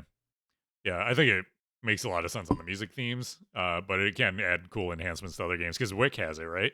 Wick has it, yeah. It looks good on Wick, yeah. For sure. Okay. Gameplay. Why don't you go? I feel like you were hinting at this before, so why don't you take it for the gameplay? Yeah, let's just combine quality and gameplay into one, because this is where the soul of the discussion is, and this is where the problem with the game is. I first played this game, I think I was in Dallas back in November, and I really liked it. Like, I really liked that this was a unique layout and something different, right? Like, I want some novelty. I want pinball folks, designers, both from rules and the physical design, to do something different once in a while. You don't have to always do it, but like let's see something unique. And I do like this layout. Like, I do like what Jack Danger was going for here. I really like the danger room. I really like the unique shot paths of the game, and the ball does kind of move around the playfield, even though the shots are back pretty quickly. I mean, especially compared to Godzilla, it doesn't delay, so it keeps the game moving. Some are really surprising in terms of the ball being able to loop around or go over to like, you hit a side shot and it then loops around and shoots around and goes in the danger. Like, there's cool things here. I think this is in some ways a really good layout. Like, really good layout in some ways. And like, my first impression of this was like, wow, I think this is pretty good. I want to see more. I want to play more. So much that we got one at the club in January, and at that time I was still kind of hot on that game. I was talking to John from the club, and he's like, "I'm thinking about getting an X-Men." I was like, "Yeah, I kind of, I played it once, and I kind of like it. Like, I think that'd be cool. It'd be nice to have one here." And I remember reading on the forum, somebody said this, and I think it said it best. It seems the more you play this game, the more the game seems to fall apart, like almost like literally. I feel like every time I play the game gets more janky, and it really starts showing the problem. So here's my understanding of the situation. Number one, this game was released, like it got pushed up 6 months in development, so it was rushed. I could be wrong here, but that's my understanding. Chat, you can confirm or Yeah, I've heard similar things. Yeah. And I think that maybe the prototype shot great and worked great, but I think maybe tolerances are pretty tight on this. So you get into the production line and then something's just off a little bit on the parts, and that's when the game starts falling apart. A lot of the shots just don't really work. And I've played, Kevin, I've played 2 different pros, a premium, and I played an LE, and they all play differently. The best one I played was up in Cabin Fever in Toronto. That one seemed pre-dialed in. Although that also had problems, like ball was flying off some of the wire forms. Doesn't happen at the one at the club. The one at the club has a nasty right flipper hop, so it's really hard to hit that sentinel thing, and it's very frustrating to hit the shots should whip around and be smooth. We haven't really tried to fix that, but it's just annoying because you shouldn't have to. People have had fix the left flipper hop, but I've actually not really seen that on some games. Some games had to fix, some didn't. But it's just like they all had different problems. The one in Dallas would go up one of the like left ramps, but then just kind of not make it all the way and kind of get stuck and zigzag and fall off. The one at Rochester Pinball Collective, the shot to the left of the Sentinel head was getting rejects left and right. And believe me, the people at Rochester Pinball Collective know how to work on games, and that's the best they can do with that. So it's just not one thing that you just fix and the game's working great. They all have these issues where the game plays very janky, in my opinion, which is a shame. Like if they had spent more time on this and this could have been something special and it could have been maybe one of the best shooters out there, but instead it's a jank fest. So it's too bad. I like the idea of the layout. I love the danger room. But playing it, especially the one that we get to play at the club, is just an exercise in frustration because of the jankiness of it. Yeah, really I played it at Expo for the first time, and I had a very similar first impression. It was like the first time you shoot one of those shots, and it does like a loop-de-loop and crosses around, and you're like, well, that's amazing. That's something I've never seen a pinball do before based on a layout. I was like, that's really cool. And then you try different shots and see the different interesting ball paths and things like that. But yeah, it feels like as soon as things move a tiny little bit, this thing falls apart gameplay wise. And I mean, Stern has issued its own fixes for like the plunge. Like most of the time, the plunge doesn't even work right and get all the way around. That's right. We didn't even talk about that people have had problems. Yeah, that's like a notorious problem that people have had. And then people installed the quote unquote fix that Stern sent, and it helped or didn't help. You know, it wasn't even a really great fix for that. So super frustrating for owners, I'm sure. People got over this game real quick, and they were calling for updates and fixes and code and all sorts of things, which is a shame. So yeah, this game is, I'm being honest, this game is quite a mess. And I'm really, one thing that Stern, I would say, usually does well is their games always kind of shoot well, right? Like they get that part pretty good. Maybe there's minor things here or there. This is the worst example of any Stern game. It almost doesn't feel like a Stern. It feels like a third-rate, third-party kind of game with all the jankiness to it. Yeah, it's a shame. I mean, obviously we've done a lot of Marvel themes, so it's like, well, here's a theme that didn't get a game, but you know, just wait another 2 years and they'll do another Marvel theme and we can try again with that one, I guess. Yep. Lastability. I feel like this is, you know, all of these things kind of like take a huge hit on the lastability factor, and you've seen that in the third on the secondhand market, right? A lot of these hit the market, prices took a dump, people are having a hard time selling them. Maybe things will get better since they're working on code again, and they have switched up the team. I think they have different coders working on it now. But I know it's a one of those things where it remains to be seen. And even if they do fix the code, how much time are you going to spend tweaking this layout all the time to kind of get it to play where you think it should play? So. Yeah, that's my thing. This game could have the best rules of any pinball machine, and it's just like the way it plays is such a non-starter for me that's why I'm not spending a lot of time talking about the rules or really dig into it, because it's just an exercise in frustration to play this thing. Yeah, and so quality we talked about, that was all part of the gameplay discussion. Joy factor, where are you at for the joy factor on this one? It is just an exercise in frustration to play this. It's too bad. Again, like I think that this is a pretty damn good layout. There's something there, and I like it. So I think that makes it even more disappointing. So yeah, my joy factor is it brings me no joy. It brings me just frustration and disappointment, and it's kind of sad. All right, let's put a number on it. We'll take over a look at our key. 0 to 2 is a burn it. 3 to 5 is an expensive nightlight. 6 to 8 is a solid game. 9 to 10, get your wallets out. Where you at on this one? I'll give it a 5.5. Yeah, I was gonna say I was originally thinking 6, but I'm like, is it a solid game? I don't think it is. So I'm gonna put it at a 5. I feel like that's kind of where it belongs.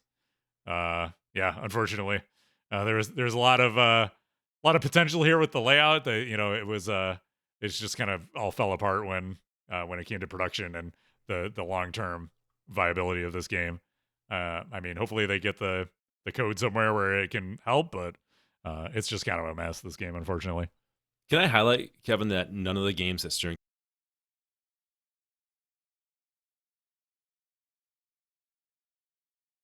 Yeah, you froze. Well, we'll put it on pictures of the game.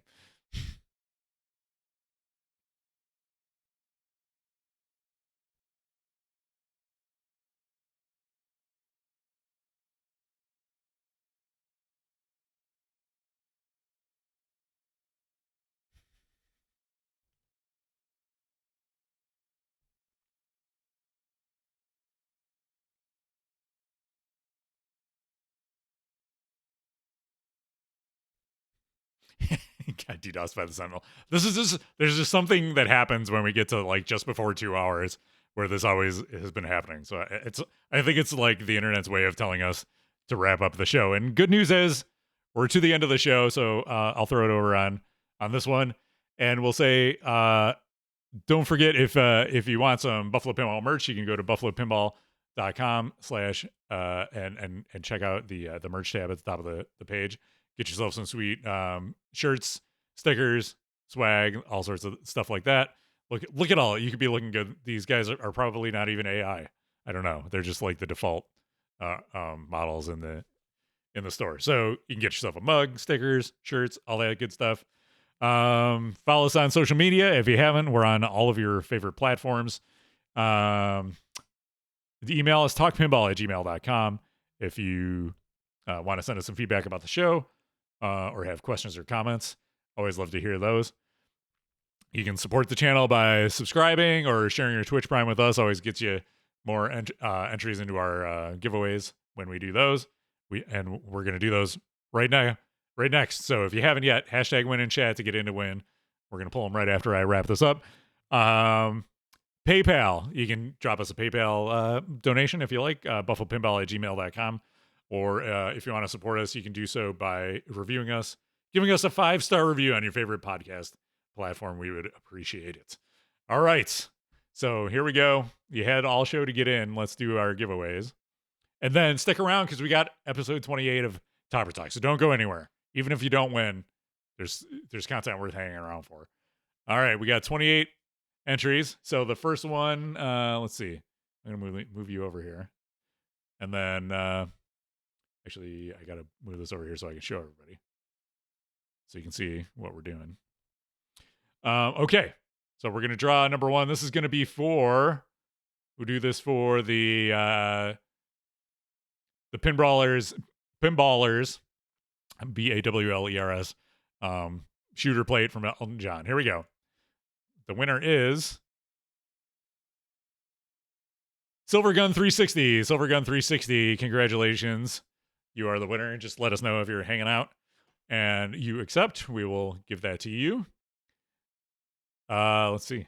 Are you back? You're back. You did. Okay. Okay. Nick came back. He's here. So Silvergun, let us know if you're in the US. We will hook you up. He's here. He says they said Nick has no audio. We can't hear Nick. So Nick says it's got to be US only. I don't know why he's falling apart. Okay. Let's do these giveaways. We'll do the Avengers Infinity Quest Art Blades next. Let's see. We'll draw an entrant. It is Buffalo Pinball. No, I reject that. I think that's the first. I always do a test to see if I will if make sure everything's all set up right, and it has never picked me. It's picked me this time. So all right, let's pick another one. Weiss 8015. You get some Avengers Infinity Quest Art Blades. Congratulations. We can bring those to the club. That's an easy delivery. All right, the Mando Shooter Rod from Flippin' Out. Thank you, Flippin' Out. We're gonna go ahead and draw a winner. Mr. Mike Man. Got a Mando Shooter. Congratulations, Mr. Mike Man. And then for the Godfather Pinball banner, here we go. It is Digital Jedi. Woo! He did it. Congratulations, Digital Jedi. Those are all of our giveaways. We will either Nick will connect with Silvergun to give away that the Elton John shooter plate, and then all the other ones will connect you with Flippin' Out Pinball to get you.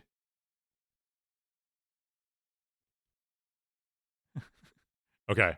Silvergun, send an email to buffalopinball@gmail.com with your mailing address to claim your prize. Okay? Nobody can hear or see Nick, so I'm relaying on his behalf. He's in the US. So buffalopinball@gmail.com. Silvergun, send to that, and we will hook you up. Everybody else, we will send to our good friend at Flippin' Out Pinball. All right.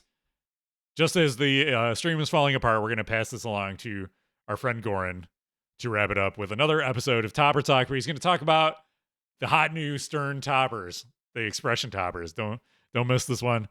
Stick around for that. In the meantime, enjoy your summer. We will see you in a month or so for the next episode, and have a good month in the meantime. See ya. Bye.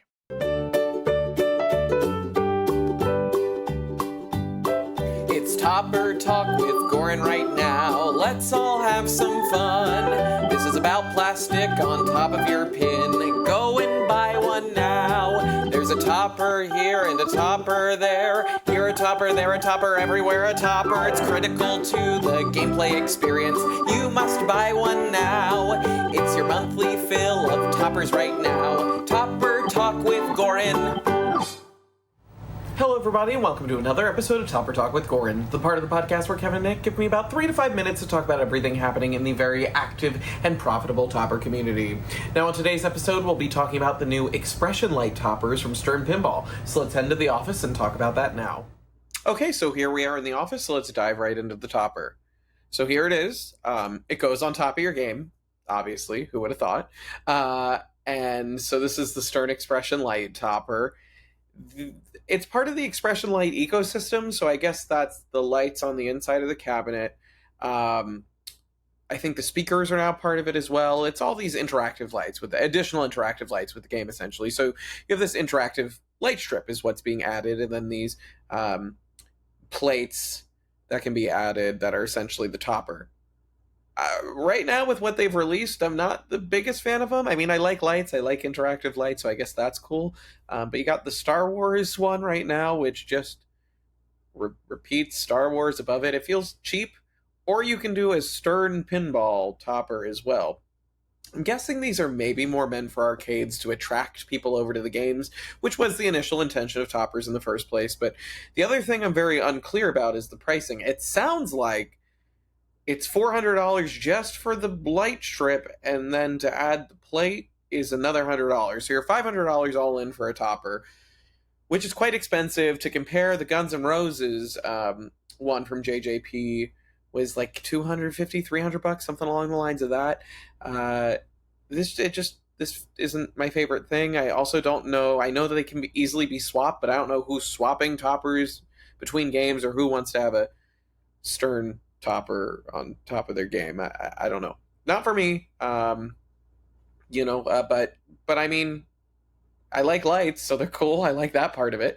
And yeah, you can kind of see how the edges change with the interactive lights. So yeah, this is the new thing that has just come out, and those are my initial thoughts on it. I look forward to seeing what games they add, see if there's different art variants that are maybe more interesting than what's been released so far. Thank you for tuning into this episode of Topper Talk with Goran. Tune into the next podcast for another episode, and as always, get out there and buy a topper. Thank you for coming to my Topper Talk.